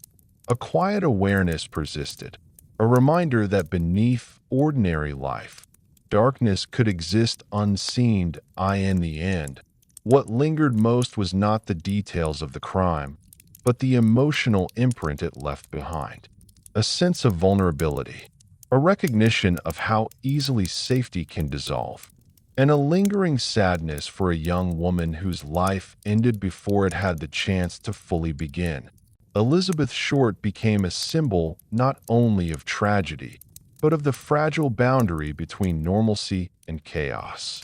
Her story remained etched into the city's memory, a reminder that some moments reshape everything that follows. And as Los Angeles continued forward, carrying both light and shadow, the echo of her story remained, quiet, unresolved, and deeply human. Chapter 8: The Media, the Myth, and the Making of a Legend. In the aftermath of the discovery, something subtle but powerful began to shift. Elizabeth Short's story was no longer shaped solely by investigators or witnesses. It was now being molded by the machinery of media. Newspapers, radio broadcasts, and word of mouth transformed her from a young woman into a symbol, a narrative, a headline meant to captivate a nation hungry for answers and emotion. The press moved quickly and with intensity. In an era before digital news, printed headlines carried enormous power. Morning papers landed on doorsteps with bold lettering, dramatic phrasing, and carefully chosen imagery designed to seize attention. Her name began to appear everywhere, repeated so often that it became etched into public memory. Yet with each repetition, something essential was lost: the person behind the name. Journalists competed for details, for exclusives, for anything that might set their reporting apart. In that rush, speculation often filled the gaps left by fact. Assumptions hardened into narratives. Possibilities were treated as probabilities. Slowly, the truth became entangled with rumor, and the line between reporting and storytelling blurred. Elizabeth's life was dissected publicly, often without sensitivity or context. Fragments of her past were pulled apart and reassembled into dramatic interpretations that bore little resemblance to reality. Innocent details were exaggerated, ordinary choices reframed as evidence of mystery or scandal. In the process, her humanity faded behind a carefully constructed image. The name Black Dahlia emerged during this period, a label that would define her legacy more than anything she had ever done in life. The nickname carried a haunting allure, blending beauty and darkness in a way that captured the public imagination. Yet it also stripped her of her identity, reducing her to a symbol rather than honoring her as a person. Once the name took hold, it spread rapidly. It appeared in headlines, conversations, and cultural references. People spoke of it with fascination, fear, and curiosity. Few stopped to question what it meant for the woman behind it. A young person whose life had been quiet, complex, and deeply human. The media's portrayal began shaping public perception in powerful ways. Stories emphasized mystery and shock, often at the expense of truth.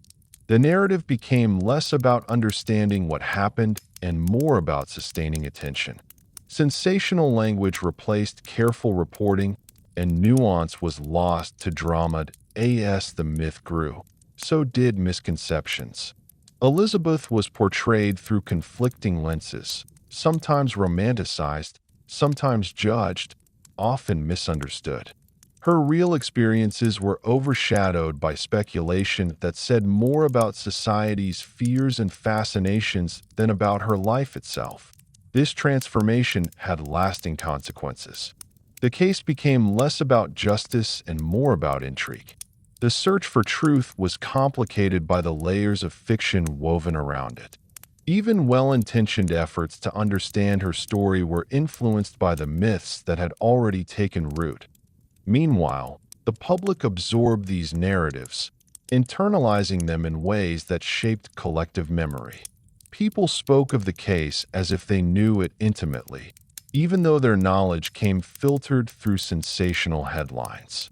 The human cost of this transformation was rarely considered.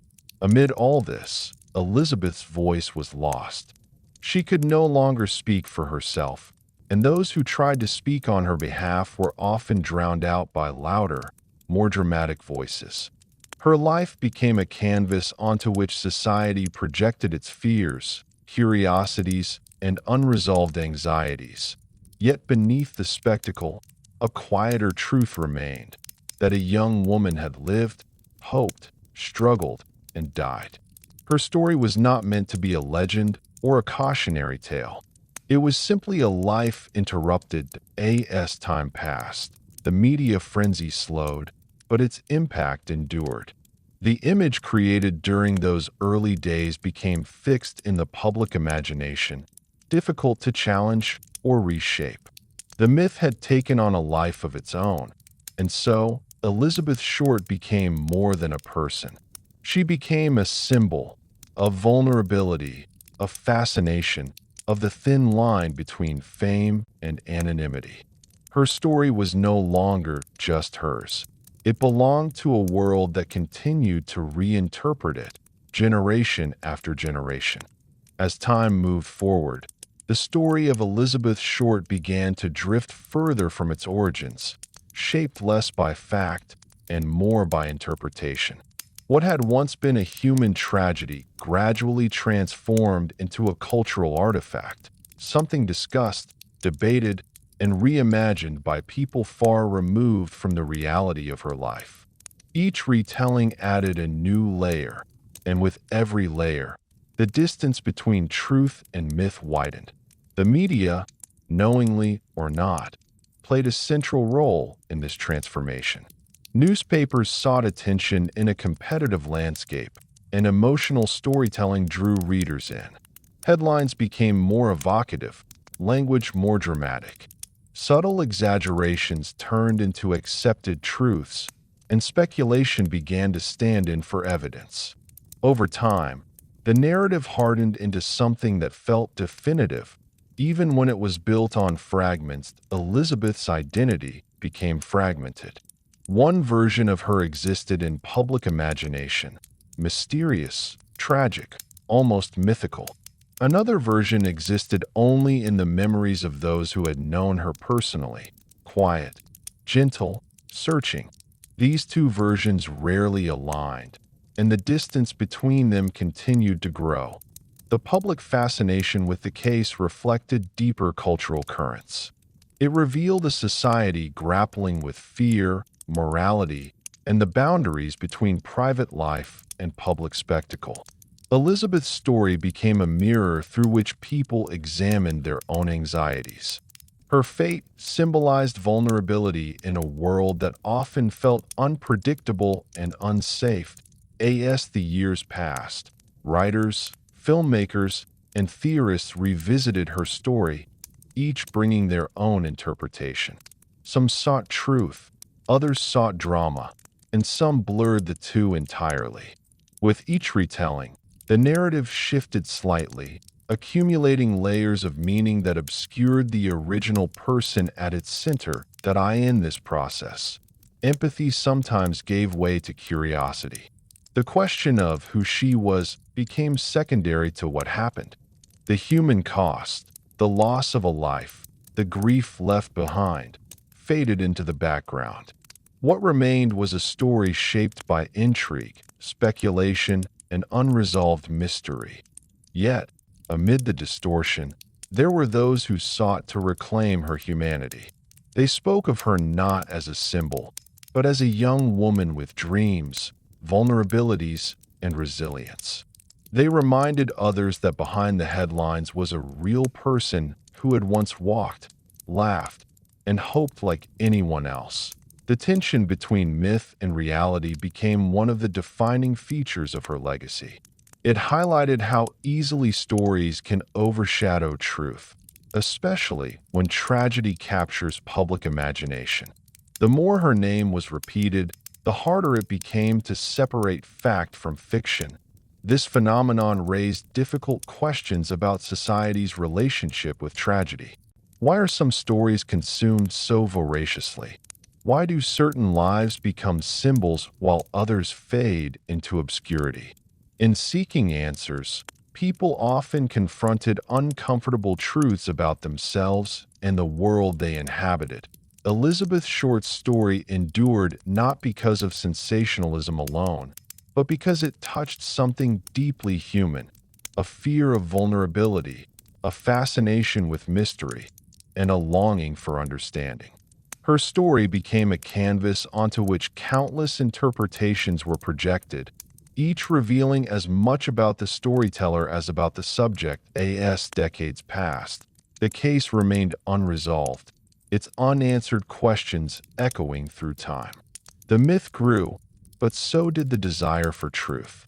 Scholars, journalists, and everyday people continued to search for meaning, driven by the hope that understanding might bring some form of closure. Yet closure remained elusive. The story resisted neat conclusions, refusing to fit into simple narratives of good and evil.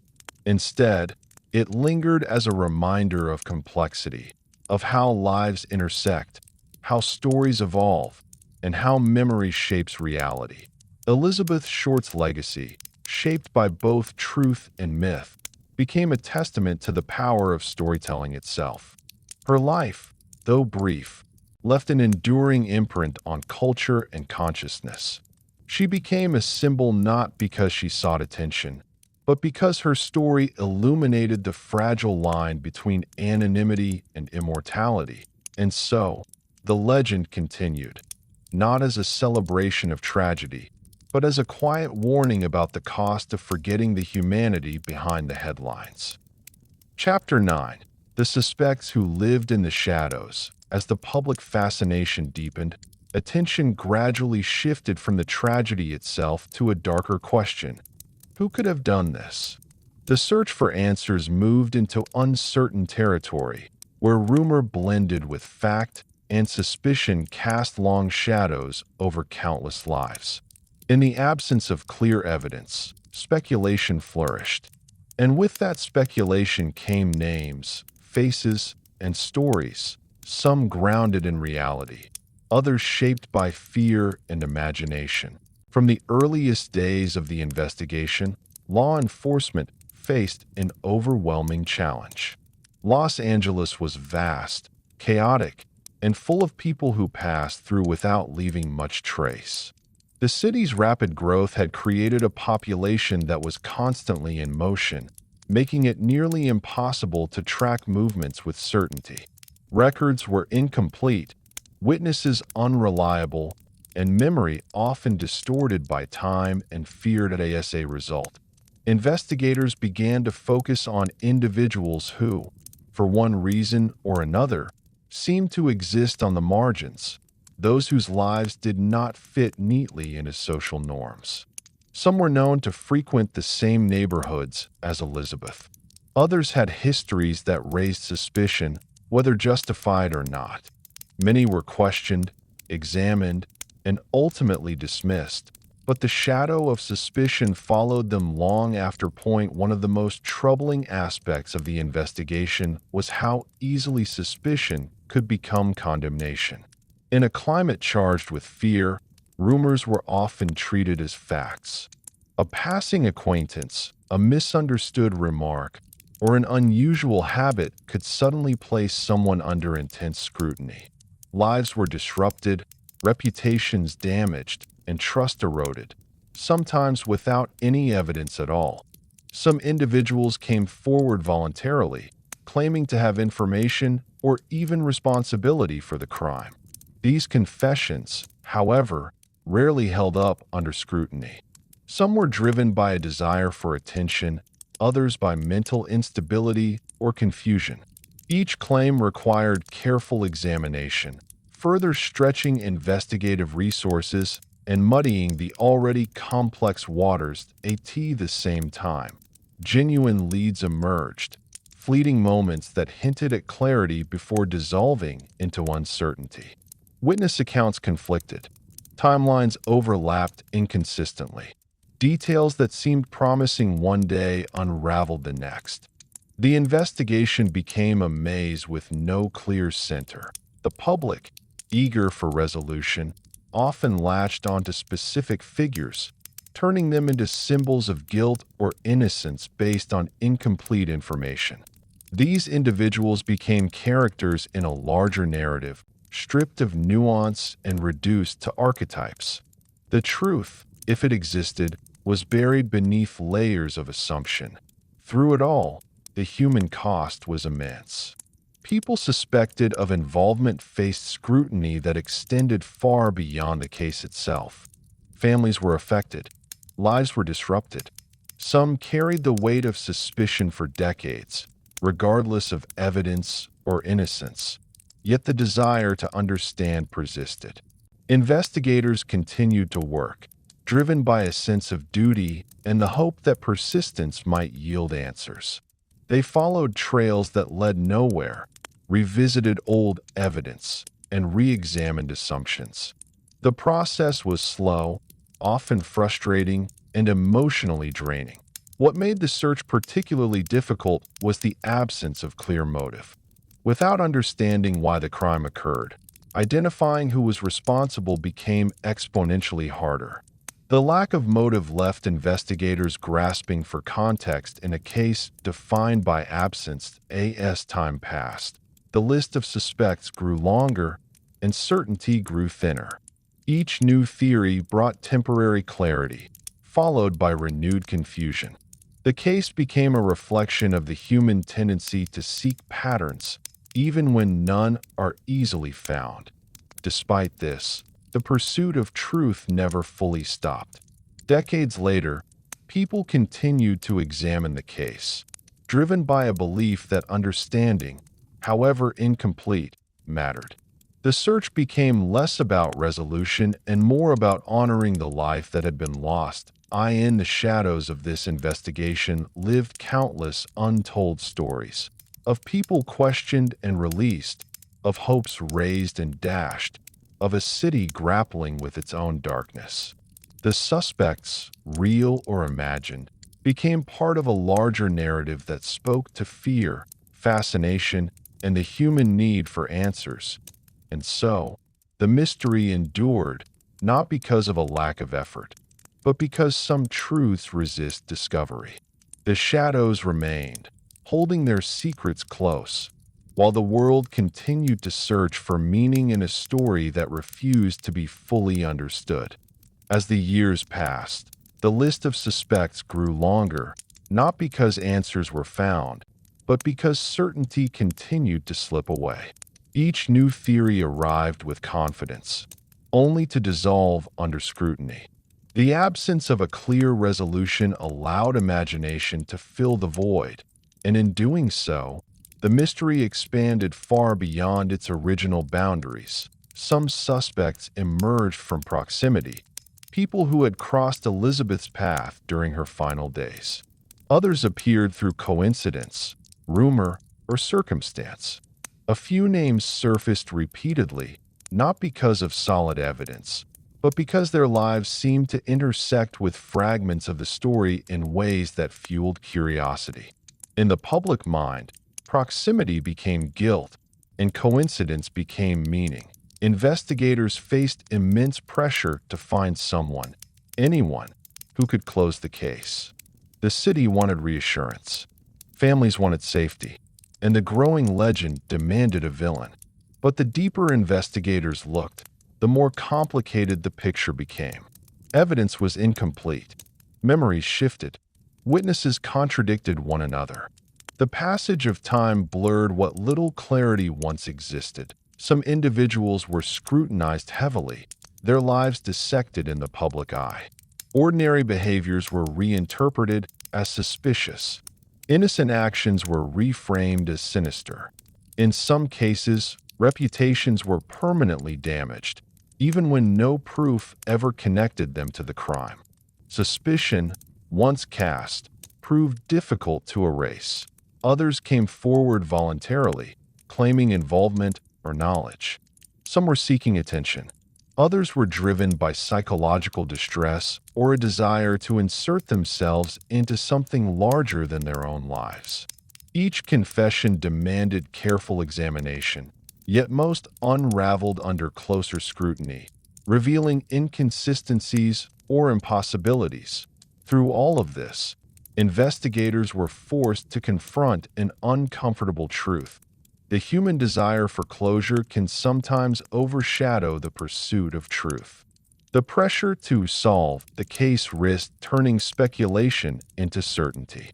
Yet without concrete evidence, certainty remained elusive as the years passed. The investigation took on an almost mythical quality. New generations encountered the story not as an active case, but as a legend shrouded in ambiguity. Each retelling added another layer, another interpretation, another suspect.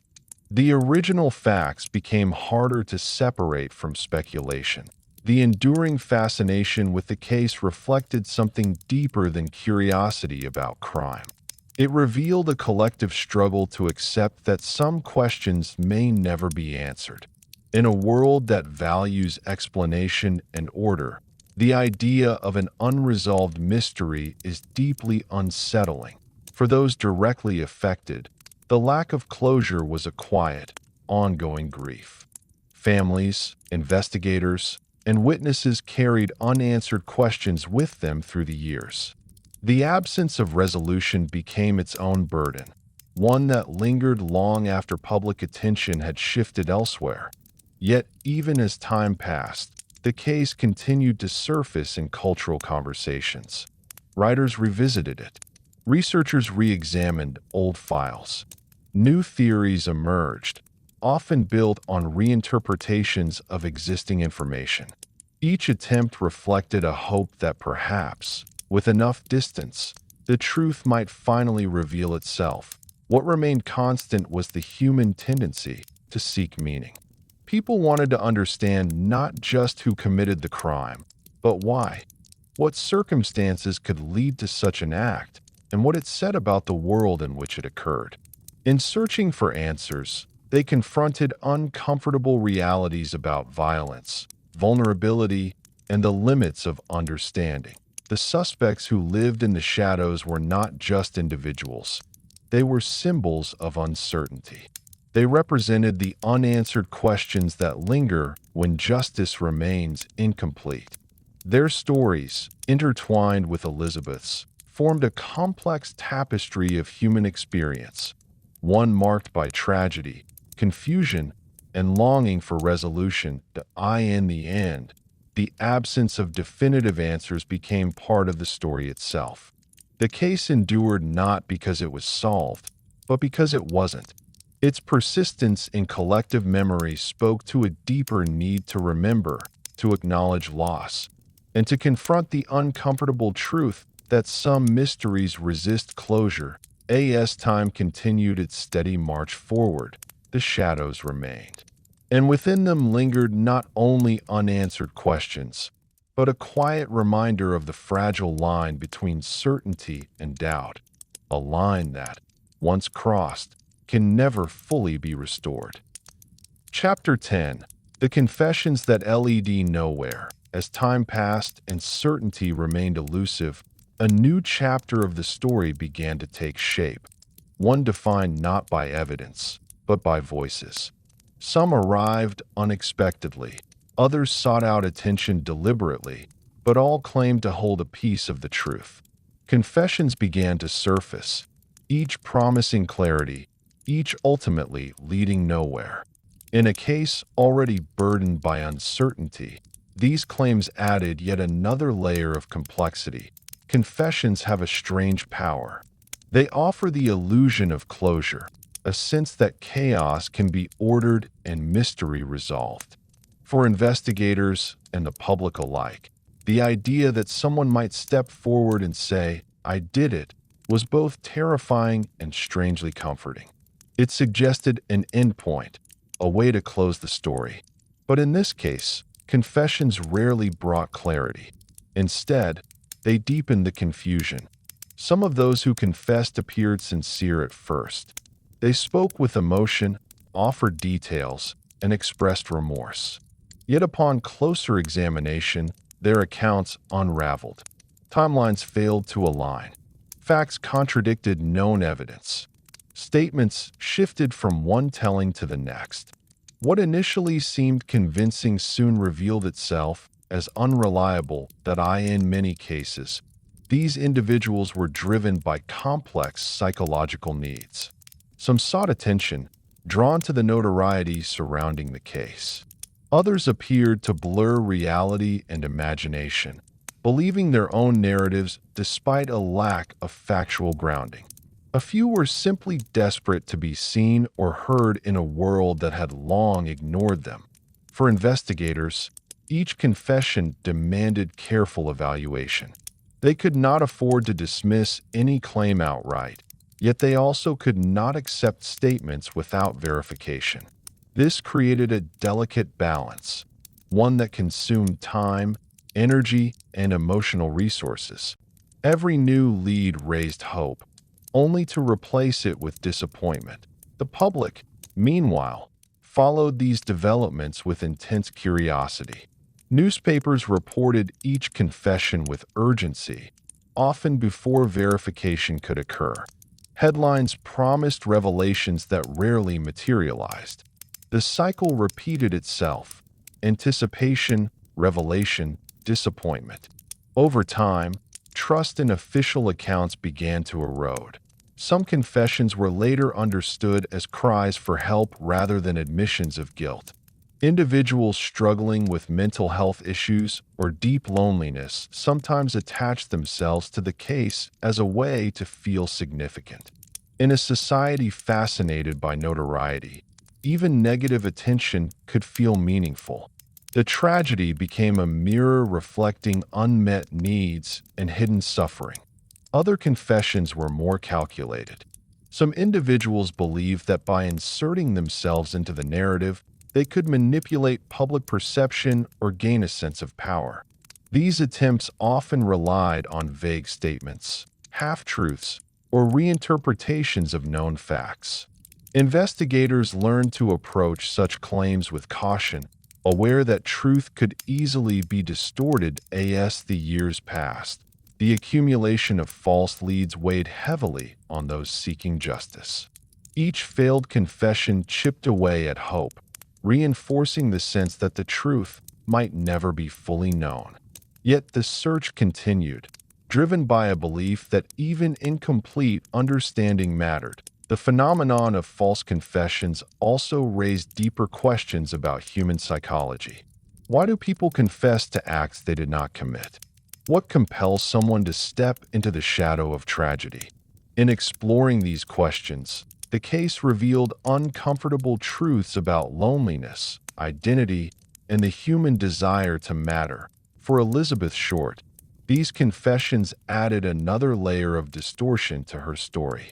Her life became a backdrop for others' projections, her identity overshadowed by the narratives imposed upon her.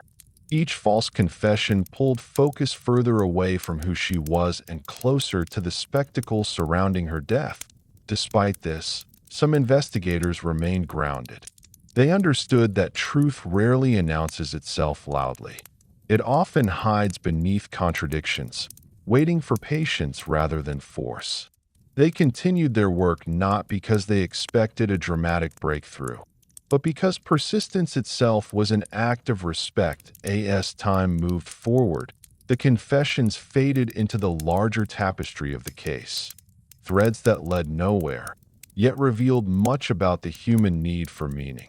They underscored how tragedy can become a stage upon which people project their fears, desires, and unresolved pain.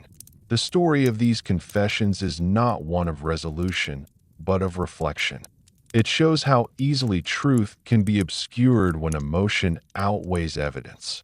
It reminds us that answers are not always found in loud declarations, but often in quiet understanding. And so, the mystery remained, not because people stopped searching, but because some truths resist being uncovered. The voices that claimed to know the answer eventually faded, leaving behind echoes rather than conclusions that in the end, the confessions led nowhere. But in their absence of truth, they revealed something else entirely: the deep human longing to be seen, heard, and understood, even in the shadow of tragedy. As the years stretched onward, the weight of unanswered questions pressed heavily on everyone connected to the case. Confessions continued to surface intermittently, each one reigniting hope that the long search might finally end. Yet with each claim came a familiar pattern: scrutiny, contradiction, and ultimately disappointment. The truth remained just beyond reach, like a shadow that retreated whenever someone tried to grasp it. Investigators became increasingly cautious. Experience had taught them that not all who confessed were driven by guilt. Some were motivated by loneliness, craving recognition in a world where they felt invisible. Others were influenced by mental illness, their perceptions distorted by inner turmoil. In a few cases, individuals seemed to believe their own fabricated stories, blending imagination with reality until the two became indistinguishable. The process of evaluating each confession was meticulous and emotionally taxing. Investigators examined timelines, cross-checked details, and searched for inconsistencies. Often, claims unraveled under careful questioning. Facts didn't align. Locations didn't match. Events were remembered that could not have occurred. Each time, hope dissolved into frustration. The emotional toll of these false leads was not limited to investigators. The public, too, felt the strain. Each supposed breakthrough raised expectations, only to dash them once more. Over time, skepticism replaced anticipation. People began to doubt that the truth would ever emerge, resigning themselves to the idea that some mysteries simply remain unsolved. This cycle of hope and disappointment shaped how the case was perceived. Rather than a solvable puzzle, it became a symbol of uncertainty, a reminder that truth does not always reveal itself neatly. The more people searched for closure, the more elusive it became. Yet even as certainty faded, the desire to understand persisted. Scholars, journalists, and private researchers continued to analyze the case, not necessarily to identify a culprit, but to understand the conditions that allowed such a tragedy to occur. They examined societal attitudes, investigative limitations, and the ways in which fear and fascination influenced behavior, that in doing so, the focus slowly shifted. The question was no longer just who had committed the crime, but why society remained so captivated by it. What did this obsession reveal about collective fears, about the boundaries between public and private life, about the stories we choose to preserve? For Elizabeth, this prolonged uncertainty meant that her identity remained suspended between fact and fiction. She was remembered not for who she had been, but for what had happened to her. Her humanity risked being overshadowed by the endless search for explanation. Yet there were those who sought to restore that humanity. They emphasized compassion over speculation, context over sensationalism. They reminded others that behind every mystery lies a real person whose life mattered beyond the circumstances of their death. As the decades passed, the confessions faded into the background, becoming footnotes rather than focal points. What remained was a broader reflection on the nature of truth and the limits of human understanding. The case became less about resolution and more about remembrance. The absence of answers did not diminish the importance of the story. Instead, it underscored the fragility of certainty itself.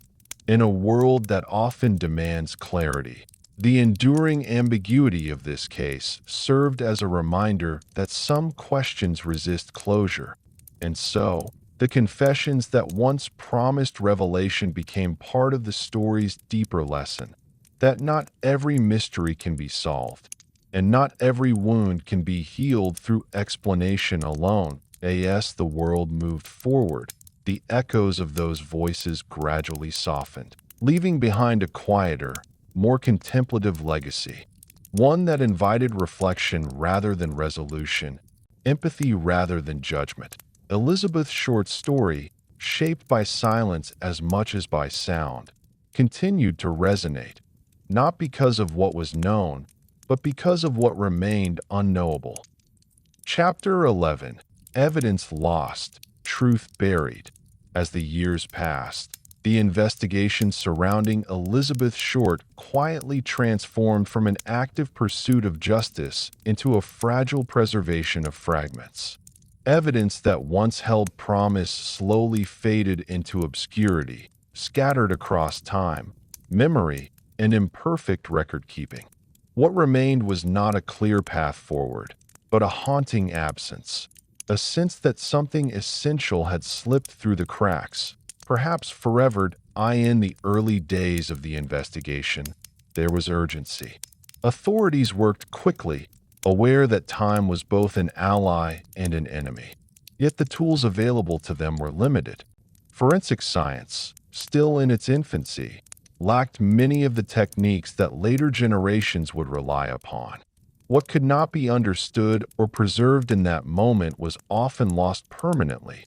Evidence handling standards were far different from those of today. Scenes were not always secured with the care modern investigators expect. Curious onlookers, journalists, and even officials sometimes moved through areas that should have remained untouched.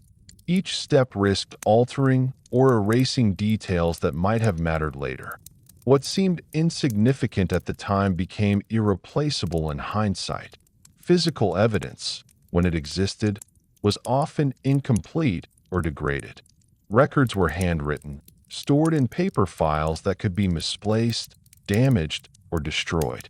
Over time, some materials simply vanished, lost to mismanagement, human error, or the passage of decades. With each missing piece, the possibility of resolution grew more distant. Even testimony, once collected, proved fragile. Memories faded. Accounts changed. What witnesses recalled years later rarely matched what they had said initially. This was not deception so much as the natural erosion of memory. Human recollection, shaped by emotion and time, is never static.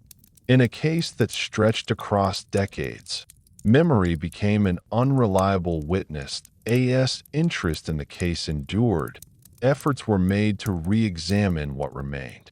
Researchers revisited archived materials, searching for overlooked details or connections.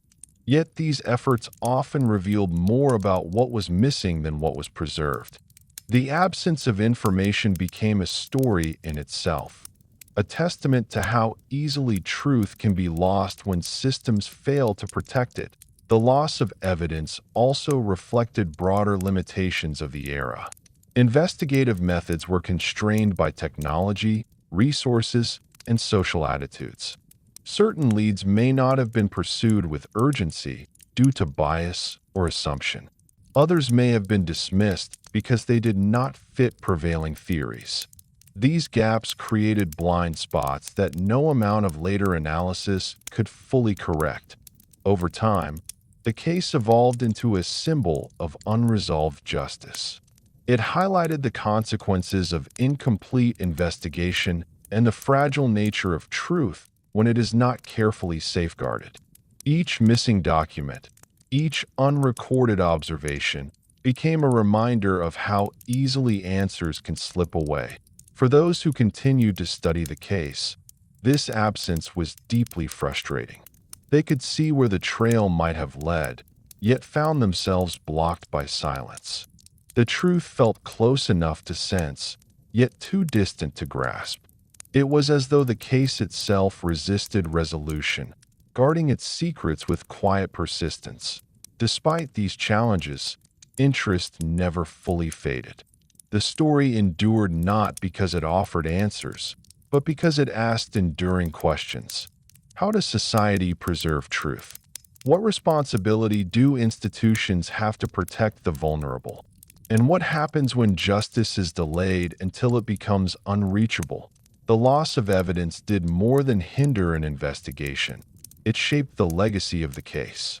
It transformed it from a solvable crime into a symbol of uncertainty. Each missing detail became a reminder that time, once lost, cannot be reclaimed. Yet within this loss lay an important lesson. The absence of evidence does not erase the significance of what occurred. It does not diminish the life that was lost or the impact of that loss. Instead, it calls for reflection on how we remember, how we document, and how we honor those whose stories risk being forgotten. As the years passed, the case stood as a quiet warning. It spoke of the consequences of neglect, of how easily truth can slip away when attention fades. And it asked an uncomfortable question. How many other stories, just as important, have been lost to time in the same way? Elizabeth Short's story remained unfinished not because it lacked meaning, but because the pieces required to complete it had scattered beyond reach. The truth lay buried, not hidden by design, but eroded by time, neglect, and human limitation. And so, the search for answers continued, not with certainty, but with persistence. For in the absence of truth, remembering became an act of respect. And in remembering, perhaps something of what was lost could still be honored. As years turned into decades, the silence surrounding the case grew heavier, not quieter. What once felt like a temporary absence of answers slowly transformed into a permanent void. The evidence that might have spoken clearly had faded, been misplaced, or simply ceased to exist. What remained was a fragmented story held together by memory, speculation, and the enduring need to understand. The loss of physical evidence was only part of the tragedy. Equally damaging was the erosion of context. People who once held crucial knowledge aged, forgot, or passed away. With them went memories that could never be fully recovered. Even the most well-intentioned recollections blurred over time, shaped by retelling, interpretation, and emotional distance. Truth, once close enough to touch, became abstract. Efforts to revisit the case in later years were often met with frustration. Investigators and researchers attempted to reconstruct timelines using surviving documents, but these were frequently incomplete or contradictory. Records had been lost to misfiling, decay, or simple human error. Some materials were destroyed intentionally, deemed unimportant at the time. Others vanished without explanation, leaving behind unanswered questions. The absence of clarity gave rise to speculation. Without firm evidence to anchor conclusions, theories multiplied.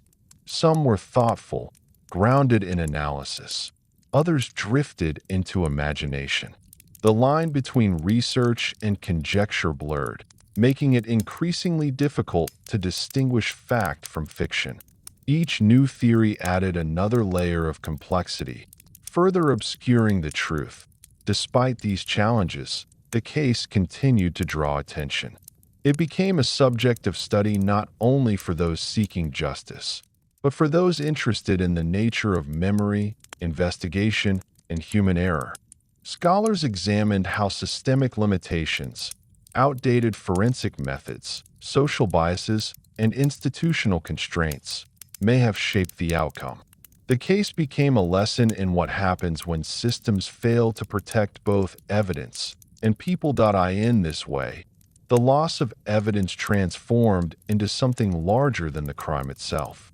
It became a reflection of the era in which it occurred, a time when technology had not yet caught up with the complexity of human behavior and when marginalized voices were often overlooked.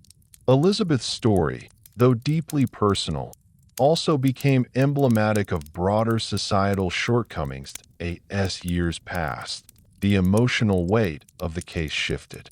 Outrage softened into reflection. The urgency of justice gave way to a quieter desire for understanding. People began to ask not only who was responsible, but how such a tragedy could remain unresolved for so long. The focus turned inward, examining collective responsibility rather than individual guilt. This shift did not erase the pain of unanswered questions. Instead, it reframed them. The absence of resolution became a reminder of the limits of human knowledge and the importance of humility in the face of uncertainty. It challenged the notion that every mystery must be solved, suggesting instead that some truths resist discovery. Yet, even in uncertainty, meaning could still be found. The continued interest in the case ensured that Elizabeth Short was not forgotten. Her story, though incomplete, served as a catalyst for conversations about justice, memory, and empathy. It encouraged a more thoughtful approach to how society treats victims and how stories are told. In the end, the lost evidence did more than obscure the truth. It reshaped the legacy of the case. What remained was not a clear narrative, but a mosaic of human experience, grief, curiosity, frustration, and compassion woven together across generations. Elizabeth's story endured not because it was solved, but because it resonated. It asked enduring questions about vulnerability, responsibility, and the passage of time. It reminded us that even when answers are lost, the act of remembering still holds value. As the years continued to pass, the case stood as a quiet testament to the fragile nature of truth. It urged future generations to preserve, to question, and to care, not only for the sake of justice, but for the humanity that underlies every story. Chapter 12. The investigation that never slept. Even as years slipped quietly into decades, the investigation surrounding Elizabeth Short never truly rested. It did not move with urgency, nor did it unfold in dramatic bursts of discovery. Instead, it lingered, persistent, unresolved, and always present in the background of law enforcement history. The case became less of an active pursuit and more of a shadow, one that followed investigators, researchers, and historians long after the original files were closed. Unlike most cases that fade once leads grow cold, this one refused to disappear. It lived on in archives, in whispered conversations among detectives, and in the minds of those who believed the truth was still waiting to be uncovered. The investigation never slept because curiosity never slept. Each new generation seemed compelled to return to the same questions, hoping fresh eyes might see what others had missed. In the years following the initial investigation, law enforcement agencies periodically reopened the case. Advances in technology, shifts in investigative methods, and renewed public interest all contributed to these efforts. Each reopening was marked by cautious optimism, the belief that modern tools might succeed where earlier ones had failed. But hope often met limitation. Files were re-examined, photographs studied, witness statements reread. Investigators tried to reconstruct timelines using whatever fragments remained. Yet the passage of time had eroded much of the foundation they needed. Physical evidence had degraded. Witnesses had passed away. Memories had faded or changed. The case resisted resolution with quiet persistence. What made the investigation uniquely challenging was not only the lack of evidence, but the abundance of noise. Over the years, countless theories had emerged, each claiming to hold the missing piece. Some were well-researched, others speculative. Distinguishing meaningful insight from imaginative reconstruction became increasingly difficult. Despite these obstacles, the case continued to draw dedicated individuals, detectives, historians, journalists, who believed that truth, even partial, was worth pursuing. They approached the case not as a puzzle to be solved quickly, but as a story requiring patience, empathy, and restraint. Their work was driven less by certainty and more by responsibility. The investigation also became a reflection of changing times. As forensic science advanced, questions arose about what might have been discovered had modern tools been available earlier. DNA analysis, digital databases, and improved documentation practices highlighted the limitations of past methods. The contrast between then and now underscored how much had been lost to time. Yet, even with modern advancements, the case resisted clarity. The absence of preserved evidence limited what science could achieve. What remained were fragments, partial records, conflicting accounts, and memories shaped by decades of retelling. Each attempt to reconstruct events was like assembling a puzzle with missing pieces. The persistence of the investigation revealed something deeper about human nature. It spoke to an enduring discomfort with unresolved stories. People want closure not only for justice, but for peace of mind. Unanswered questions linger, creating a sense of imbalance that demands attention. For those who continued to examine the case, the goal was no longer simply to identify a perpetrator. It became about understanding context, the social environment, the institutional limitations, and the cultural forces that shaped the outcome. In this way, the investigation evolved into a broader reflection on how societies respond to tragedy. The case also became a lens through which to examine progress. It highlighted how investigative practices have changed, how awareness has grown, and how the importance of preserving evidence has been recognized. In its unresolved state, the case served as both a cautionary tale and a catalyst for improvement. Yet despite all efforts, certainty remained elusive. The investigation could not undo the past or restore what had been lost. It could only seek understanding, however incomplete. And perhaps that was its quiet purpose, not to provide answers, but to remind future generations of the importance of vigilance, compassion, and accountability. As time continued its steady march, the investigation remained open in spirit, if not in practice. It lived on through research, discussion, and remembrance.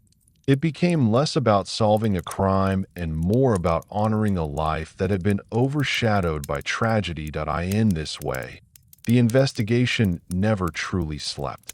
It lingered in archives, in conversations, and in the collective memory of those who refused to forget. It stood as a testament to the enduring human need to seek truth, even when certainty remains out of reach. And so, The story continued, not with answers, but with reflection, not with closure, but with an ongoing commitment to remember, to question, and to learn from what could not be undone. As the decades unfolded, the investigation took on a life of its own, not as an active pursuit of justice, but as a living memory carried forward by those unwilling to let the story fade. What remained was not momentum, but persistence, a quiet determination to understand, even when understanding seemed perpetually out of reach. Over time, the case shifted from official files into the hands of historians, writers, and independent researchers. These individuals were driven not by authority, but by curiosity and conscience. They revisited old documents, reread interviews, and traced timelines with meticulous care. Each discovery, no matter how small, felt meaningful, not because it promised resolution, but because it preserved the integrity of the story. With every passing year, new interpretations emerged. Some sought to place events within a broader social context, examining how cultural attitudes, gender dynamics, and institutional limitations may have shaped the outcome. Others focused on the psychology of those involved, attempting to understand motives not as absolutes, but as products of environment and circumstance. These efforts did not yield certainty, but they added depth and nuance. The case became a mirror reflecting the evolution of investigative thinking. What once seemed acceptable, incomplete documentation, unchecked assumptions, limited forensic tools, now appeared insufficient. Modern perspectives cast earlier efforts in a new light, not to assign blame, but to understand the constraints of the time. In this way, the investigation became a lesson in progress, highlighting how far society had come and how much it had learned. Yet, progress could not reclaim what had been lost. The physical absence of evidence remained an unbridgeable gap. No advancement could reconstruct moments that were never recorded or voices that were never heard. This absence underscored a painful truth. Time is both a healer and an eraser. Despite this, the case continued to inspire reflection. It prompted discussions about accountability, empathy, and the ethics of storytelling. How should stories of tragedy be told? Who has the right to tell them? And how can society honor victims without reducing them to symbols? These questions became central to how the case was remembered. Rather than focusing solely on the mystery, many began to emphasize the importance of dignity, of seeing Elizabeth not as a figure frozen in tragedy, but as a person who lived, felt, and mattered. This shift marked a quiet but meaningful evolution in the way her story was approached. The investigation's endurance also revealed something profound about human nature, the need to make sense of loss. People return to unresolved stories because they mirror their own uncertainties. In seeking answers, they confront questions about fairness, justice, and the fragility of life itself. The case became a space where collective grief and curiosity intersected. As new generations encountered the story, they brought fresh perspectives. Free from the immediacy of the original fear, they were able to reflect more thoughtfully. Their distance allowed for compassion without panic, analysis without obsession. In this way, the story continued to evolve, not toward resolution, but toward understanding. The investigation, though dormant in practice, remained alive in conversation. It appeared in classrooms, documentaries, books, and quiet late-night discussions. Each retelling carried the potential to either distort or deepen understanding. Those who approached it with care contributed to a legacy of reflection rather than exploitation. Ultimately, the enduring nature of the case lay not in its mystery, but in its humanity. It reminded people that behind every unsolved question is a life once lived, with dreams, fears, and moments of joy. Remembering that humanity became an act of respect, a way of restoring dignity where it had been lost. The investigation that never slept did so not out of obsession, but out of remembrance. It persisted because forgetting felt like another kind of loss. In remembering, people honored not just the unanswered questions, but the life that inspired them. As time continued forward, the case settled into history, not closed, but held. Held by those who believed that even without answers, there was value in reflection, that even in uncertainty, meaning could be found.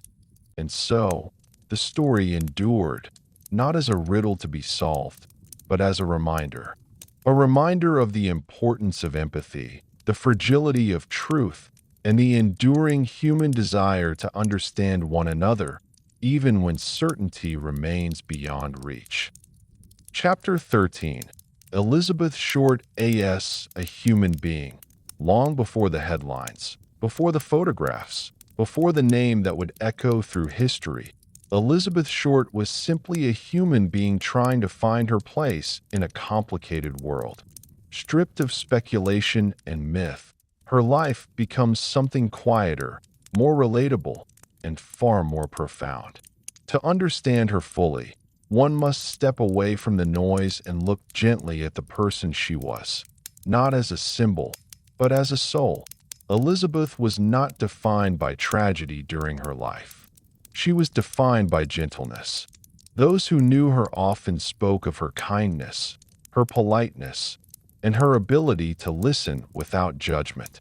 She had a soft way of speaking, a careful way of moving through the world, as if she were always mindful of the space she occupied. She did not seek to dominate a room or command attention. Instead, she existed within it quietly, thoughtfully, leaving impressions that were subtle but sincere. She was also deeply sensitive, not in weakness, but in perception. She noticed moods, tones, silences. She felt things deeply, even when she did not express them openly. This sensitivity shaped how she related to others and how she experienced the world. It allowed her to connect emotionally, but it also made her vulnerable in ways she may not have fully understood. That Elizabeth's kindness was not performative. It was rooted in empathy. She had known uncertainty, absence, and longing, and these experiences had softened her rather than hardened her. She understood what it meant to feel unseen, and because of that, she often made others feel acknowledged. Even brief interactions left impressions of warmth and sincerity. Despite the challenges she faced, she carried hope quietly. She believed that life could improve, that stability and peace were possible. These beliefs were not grand or dramatic. They were simple and human. She wanted to feel safe. She wanted to belong. She wanted to be valued not for how she appeared, but for who she was. Her resilience was subtle. She did not confront hardship with defiance or rebellion. Instead, she endured with quiet strength. She adapted. She adjusted her expectations. She continued moving forward, even when the path was uncertain. This kind of resilience often goes unnoticed, yet it is one of the most profound forms of courage. Elizabeth also possessed a gentle sense of dignity. She took care in how she presented herself, not out of vanity, but out of self-respect. She understood that in a world quick to judge, appearance could shape perception. But beneath that awareness was a desire simply to feel good about herself, to find moments of confidence in a life that offered few guarantees. She was not perfect, nor did she pretend to be. Like anyone, she had insecurities and doubts. She questioned her choices, wondered about her future, and grappled with uncertainty. These internal struggles made her human, relatable, and deeply real. They remind us that her story is not one of abstraction, but of lived experience. What often gets lost in the telling is her capacity for hope. Even when circumstances were difficult, she did not surrender to bitterness. She believed in kindness, in connection, and in the possibility of better days. That belief, fragile yet persistent, shaped her interactions and guided her forward. When people later spoke of her, many recalled her gentleness more than anything else. Not drama, not chaos, just a quiet presence that lingered after she had gone. This speaks volumes about who she was beneath the layers of myth and speculation. To understand Elizabeth as a human being is to recognize her complexity. She was not defined by tragedy, nor by the way her story ended. She was defined by how she lived, with sensitivity, humility, and a quiet strength that often goes unnoticed in a world drawn to louder narratives. Her humanity matters because it reminds us that behind every story, no matter how sensationalized, is a person who once breathed, hoped, and felt deeply. Remembering her this way is not an act of nostalgia, but one of respect. As we reflect on her life, we are invited to see beyond the headlines and into the heart of a young woman who deserved safety, understanding, and compassion. In doing so, we honor not just her memory, but the humanity that connects us all. And in that remembrance, Elizabeth Short becomes more than a name or a mystery. She becomes a reminder of the quiet strength that exists within ordinary lives, a strength that often goes unnoticed, yet leaves an enduring mark. To understand Elizabeth Short fully, one must move beyond the fragments left behind and imagine the emotional landscape she inhabited each day. Her life was not defined by extremes, but by quiet persistence, the kind that rarely earns recognition, yet sustains countless people through uncertainty. She lived in the spaces between hope and hardship, learning to navigate a world that offered few assurances. Elizabeth was introspective by nature. She observed more than she spoke, absorbed more than she revealed. This inward quality gave her depth, but it also meant that much of her inner world remained unseen. She carried her thoughts privately, often processing emotions alone rather than sharing them openly. This self-containment was not isolation, but a way of protecting what little stability she had. Those who spent time with her often remarked on her gentleness. She had a way of making others feel heard, even in brief encounters. She listened with patience, without judgment, and responded with quiet empathy. In a world that frequently rewarded noise and dominance, her softness stood apart. It was a quiet strength, easily overlooked but deeply meaningful, that Elizabeth's dreams were modest yet sincere. She did not seek fame or admiration. She longed for security, for connection, for a life that felt anchored rather than transient. These desires were shaped by years of uncertainty, by a childhood and young adulthood spent navigating instability. She wanted what many want, a sense of belonging, a place where she could rest without fear of having to move again. Her struggles did not diminish her capacity for kindness. Even when life felt overwhelming, she remained thoughtful toward others. She offered warmth without expectation, care without condition. This generosity of spirit was not performative. It came naturally to her. It was simply who she was. Yet beneath this gentleness lay resilience.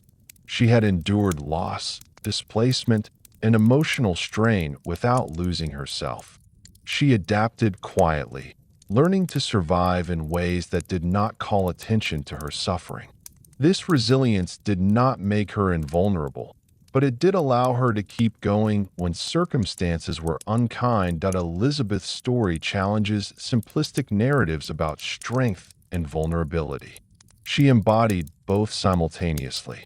She was sensitive yet enduring, hopeful yet realistic. These dualities made her deeply human, neither idealized nor diminished by hardship. In remembering her, it becomes clear that her life cannot be reduced to a single event or label. She was not defined by tragedy, nor should she be remembered solely through the lens of loss. Her humanity deserves recognition beyond the circumstances that ended her life. To honor her is to acknowledge the quiet lives that often go unnoticed, the individuals who move through the world with kindness, resilience, and grace, even when they receive little in return. Elizabeth's story reminds us that every life carries meaning, regardless of how loudly it is lived. Her legacy, then, is not one of darkness, but of empathy. It invites us to look more closely at the people around us, to recognize their inner worlds, and to treat them with care. It urges us to remember that behind every story, no matter how sensationalized, is a human being deserving of dignity. As time passes, the details of her life may continue to blur, but the essence of who she was endures. She remains a symbol not of tragedy, but of humanity, of the quiet strength found in kindness, and the profound impact of being seen and understood. In reflecting on Elizabeth Short as a human being, we are reminded of our shared vulnerability and our shared responsibility to listen, to care, to remember. And in remembering her this way, we do something meaningful. We restore her humanity, gently and respectfully, to a world that once lost sight of it. Chapter 14. Why the Case Still Haunts America. Decades have passed since Elizabeth Short's life ended, yet her story continues to linger in the collective consciousness of America. It exists not as a distant historical footnote, but as a living presence, revisited, re-examined, and reinterpreted by each new generation. The question is not simply what happened, but why it still matters. Why does this case, among so many others, continue to echo so deeply through time? Part of the answer lies in its unresolved nature. Human beings are drawn to conclusions, to endings that make sense of chaos. When a story remains unfinished, it unsettles something deep within us. The lack of resolution creates a psychological tension that demands attention. In the absence of answers, imagination fills the void, and that space becomes fertile ground for fear, fascination, and reflection.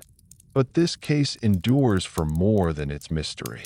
It endures because it speaks to universal human vulnerabilities. Elizabeth Short was not powerful, wealthy, or protected. She was ordinary in the most human sense, seeking connection, stability, and meaning. Her vulnerability makes her story painfully relatable. People see pieces of themselves or those they love in her, and that recognition lingers. The era in which the crime occurred also plays a role in its lasting impact. Post-war America was a time of optimism layered over unresolved trauma. The nation was attempting to redefine itself after immense global suffering, clinging to ideals of progress and security. The tragedy shattered the illusion that safety was guaranteed, revealing the fragile undercurrent beneath the American dream. This tension between hope and fear gave the case its haunting power. It exposed the cracks beneath a polished surface, forcing people to confront the uncomfortable reality that darkness can exist even in places that appear bright and promising. The contrast between expectation and reality left a deep psychological imprint. Another reason the case endures is its transformation into cultural memory. Over time, it became more than a crime. It became a symbol. Writers, artists, filmmakers, and historians returned to it again and again, each adding their own interpretation. The story evolved with the culture, reflecting shifting attitudes toward crime, gender, and justice. Yet this constant retelling also raises difficult questions. When does remembrance become exploitation? When does curiosity overshadow compassion? The case challenges society to examine how it consumes stories of suffering and whether those stories are told with dignity or distortion. Elizabeth Short's story also persists because it exposes uncomfortable truths about vulnerability. Her experience forces us to confront how easily individuals can fall through societal cracks, how systems meant to protect can fail, and how silence can follow violence. These themes remain painfully relevant, resonating with contemporary conversations about safety, accountability, and empathy. The emotional weight of the case is amplified by its lack of closure. Without a clear resolution, the mind searches endlessly for meaning. This open-endedness invites interpretation but denies peace. It leaves room for questions that cannot be answered, creating a lingering sense of unease that resists resolution. There is also a deeper psychological element at play. Stories like this allow people to explore fear from a distance, to confront the unknown while remaining safe themselves. They function as modern myths, narratives that help societies grapple with uncertainty, mortality, and the darker aspects of human nature at the same time. The enduring interest in the case reveals a desire for justice, even when justice seems unreachable. It reflects a collective hope that truth matters, that lives matter, and that remembrance itself can be a form of accountability. That Elizabeth's story endures because it touches something fundamental: the need to believe that every life has value, and that even in the absence of answers, compassion still matters.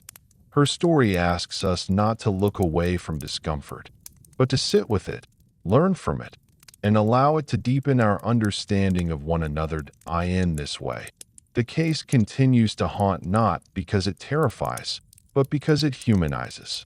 It reminds us of fragility, of the thin line between safety and loss, and of the responsibility we share to protect and remember. As long as these questions remain relevant, as long as society continues to wrestle with issues of justice, vulnerability, and empathy, the story of Elizabeth Short will endure, not as a spectacle, but as a quiet, persistent reminder of what it means to be human.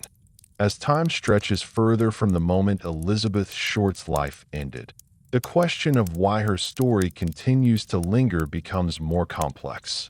It is no longer only about the crime itself, but about what her story represents in the collective mind.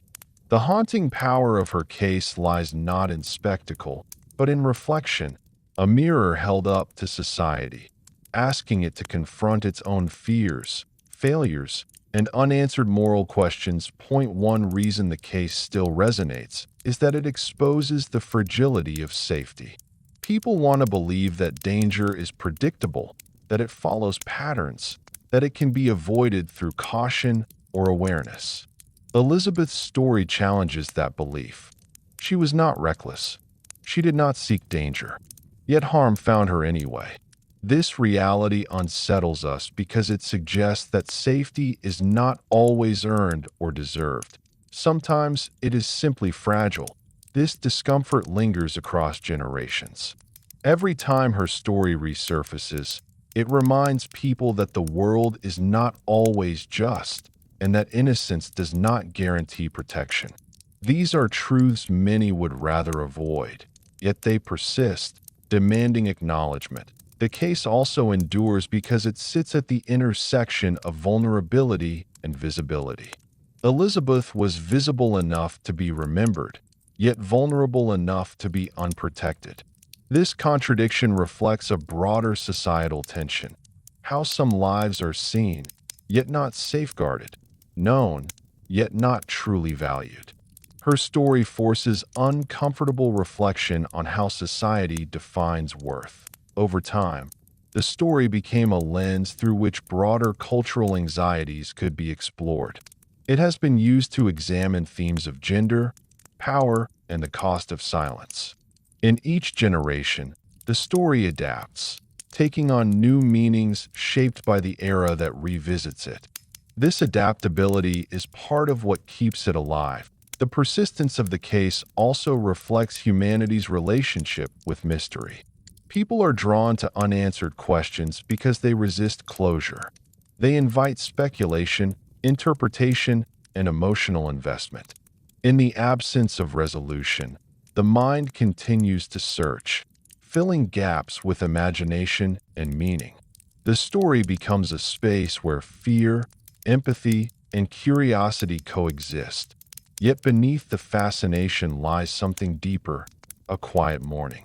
The continued remembrance of Elizabeth Short is, in many ways, an act of collective grief.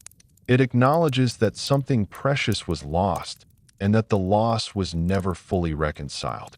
The haunting quality of the case stems from this unresolved sorrow, lingering like an echo that never quite fades.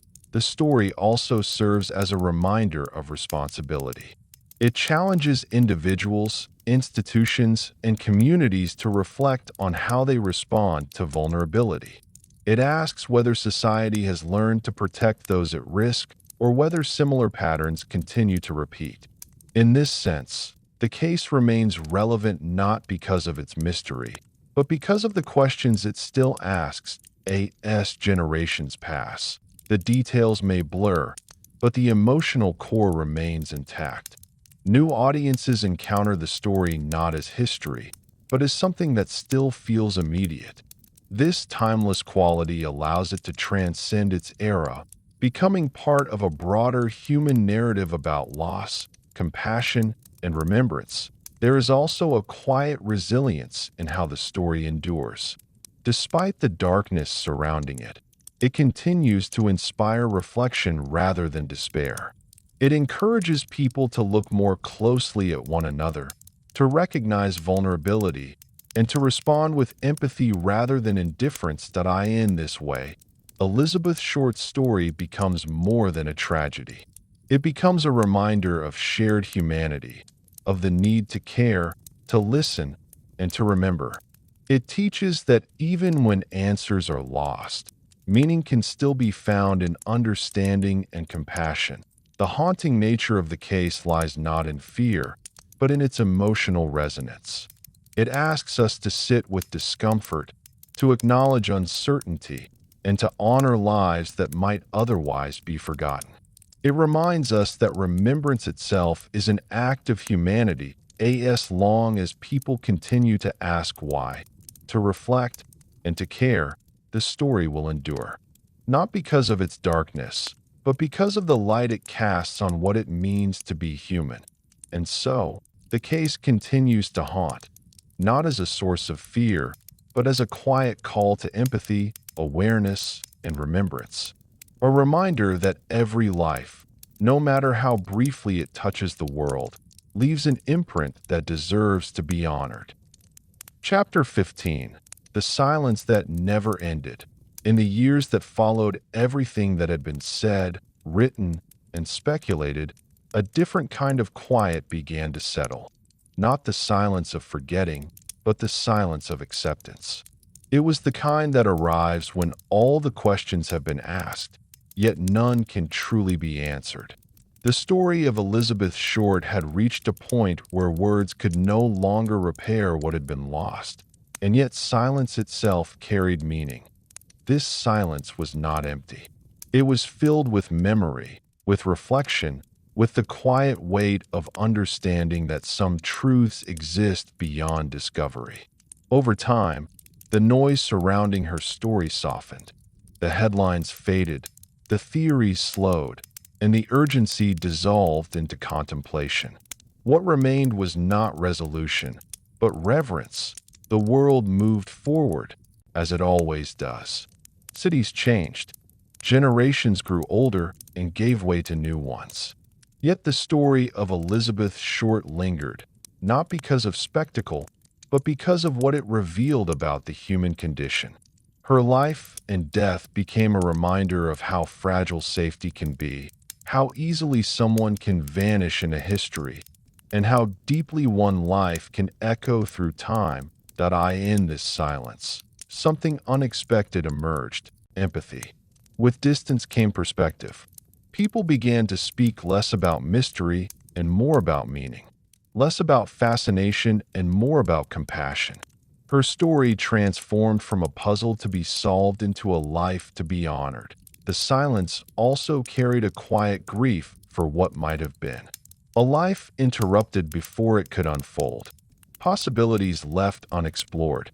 Dreams never given the chance to grow. This sense of loss extended beyond one individual, touching something universal in all who reflected on her story. It reminded us that behind every name lies a world of experiences that will never be fully known. In remembering Elizabeth, people began to look inward. They questioned how society responds to vulnerability, how easily individuals can be overlooked, and how often pain goes unseen until it is too late. The silence invited reflection rather than judgment, a pause to consider the value of empathy in a world that often moves too quickly to notice suffering. There was also a quiet dignity in this stillness. Without sensationalism, without speculation, the story could finally rest in a place of respect. The absence of answers no longer felt like a failure, but a reminder of the limits of human understanding.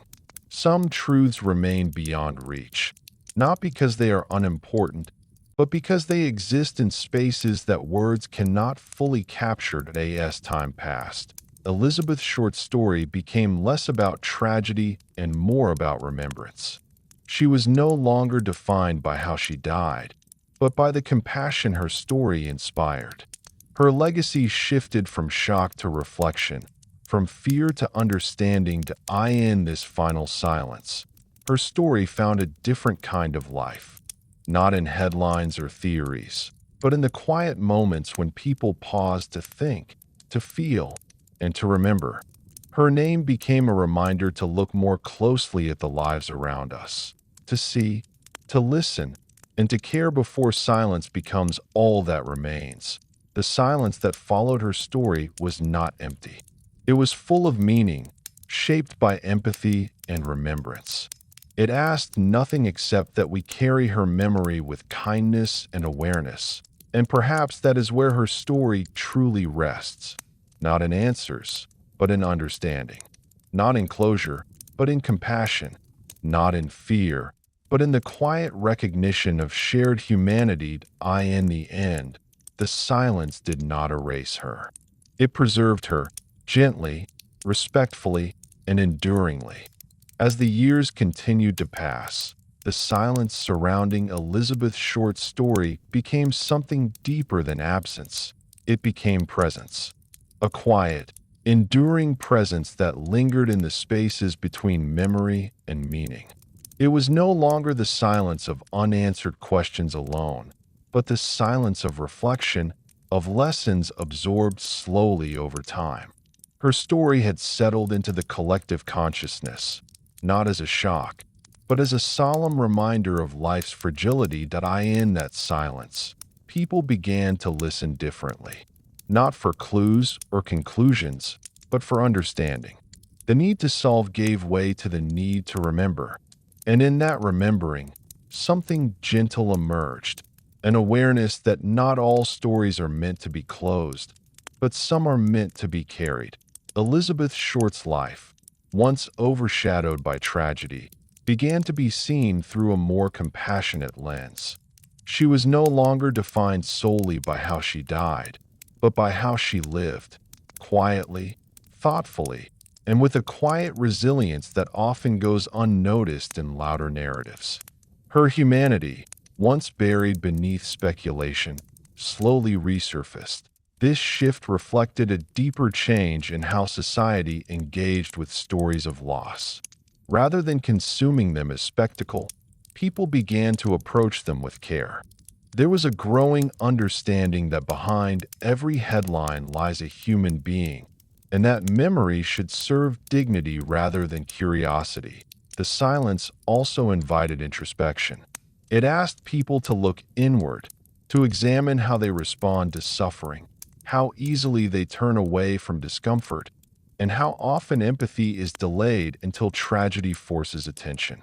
In this sense, Elizabeth's story became a mirror, gently reflecting the values and vulnerabilities of those who encountered it. Her legacy began to take on a quieter strength. It was no longer about fear or fascination, but about awareness. Awareness of how easily lives can be overlooked. Awareness of the importance of compassion in a world that often moves too quickly to notice pain. Awareness that every person carries a story worthy of care. This kind of remembrance does not demand answers. It does not seek resolution. Instead, it invites presence, a willingness to sit with uncertainty and still choose empathy. In doing so, it honors not just Elizabeth, but all those whose voices were lost before they could be heard. The silence that followed her story also became a form of protection. It shielded her from further distortion, allowing her memory to rest without being reshaped by speculation. In that stillness, she was no longer a symbol or a mystery, but simply a human being remembered with care. Over time, her story found a place not in headlines, but in hearts. It lived on in quiet reflections, in thoughtful conversations, and in the subtle ways people chose to treat one another with more kindness. This was her true legacy, not fear, but awareness, not tragedy, but compassion as generations passed.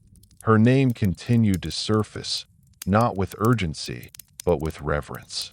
She became part of a larger human story, one that speaks to the importance of dignity, empathy, and remembrance. Her life, though brief, left a lasting imprint that transcended the circumstances of her death. In this final quiet, there is no need for answers. The silence itself carries meaning. It tells us that some stories are not meant to be solved, but felt. That some lives, though short, leave echoes that guide us toward greater understanding. Elizabeth Short's story ends not with resolution, but with reflection. It invites us to pause, to remember, and to care, not just for her, but for one another. In doing so, the silence becomes something gentle, something human, and perhaps that is where her story truly belongs, not in the noise of speculation, but in the quiet space where empathy lives. A space where memory becomes respect, and where silence, at last, becomes a form of peace.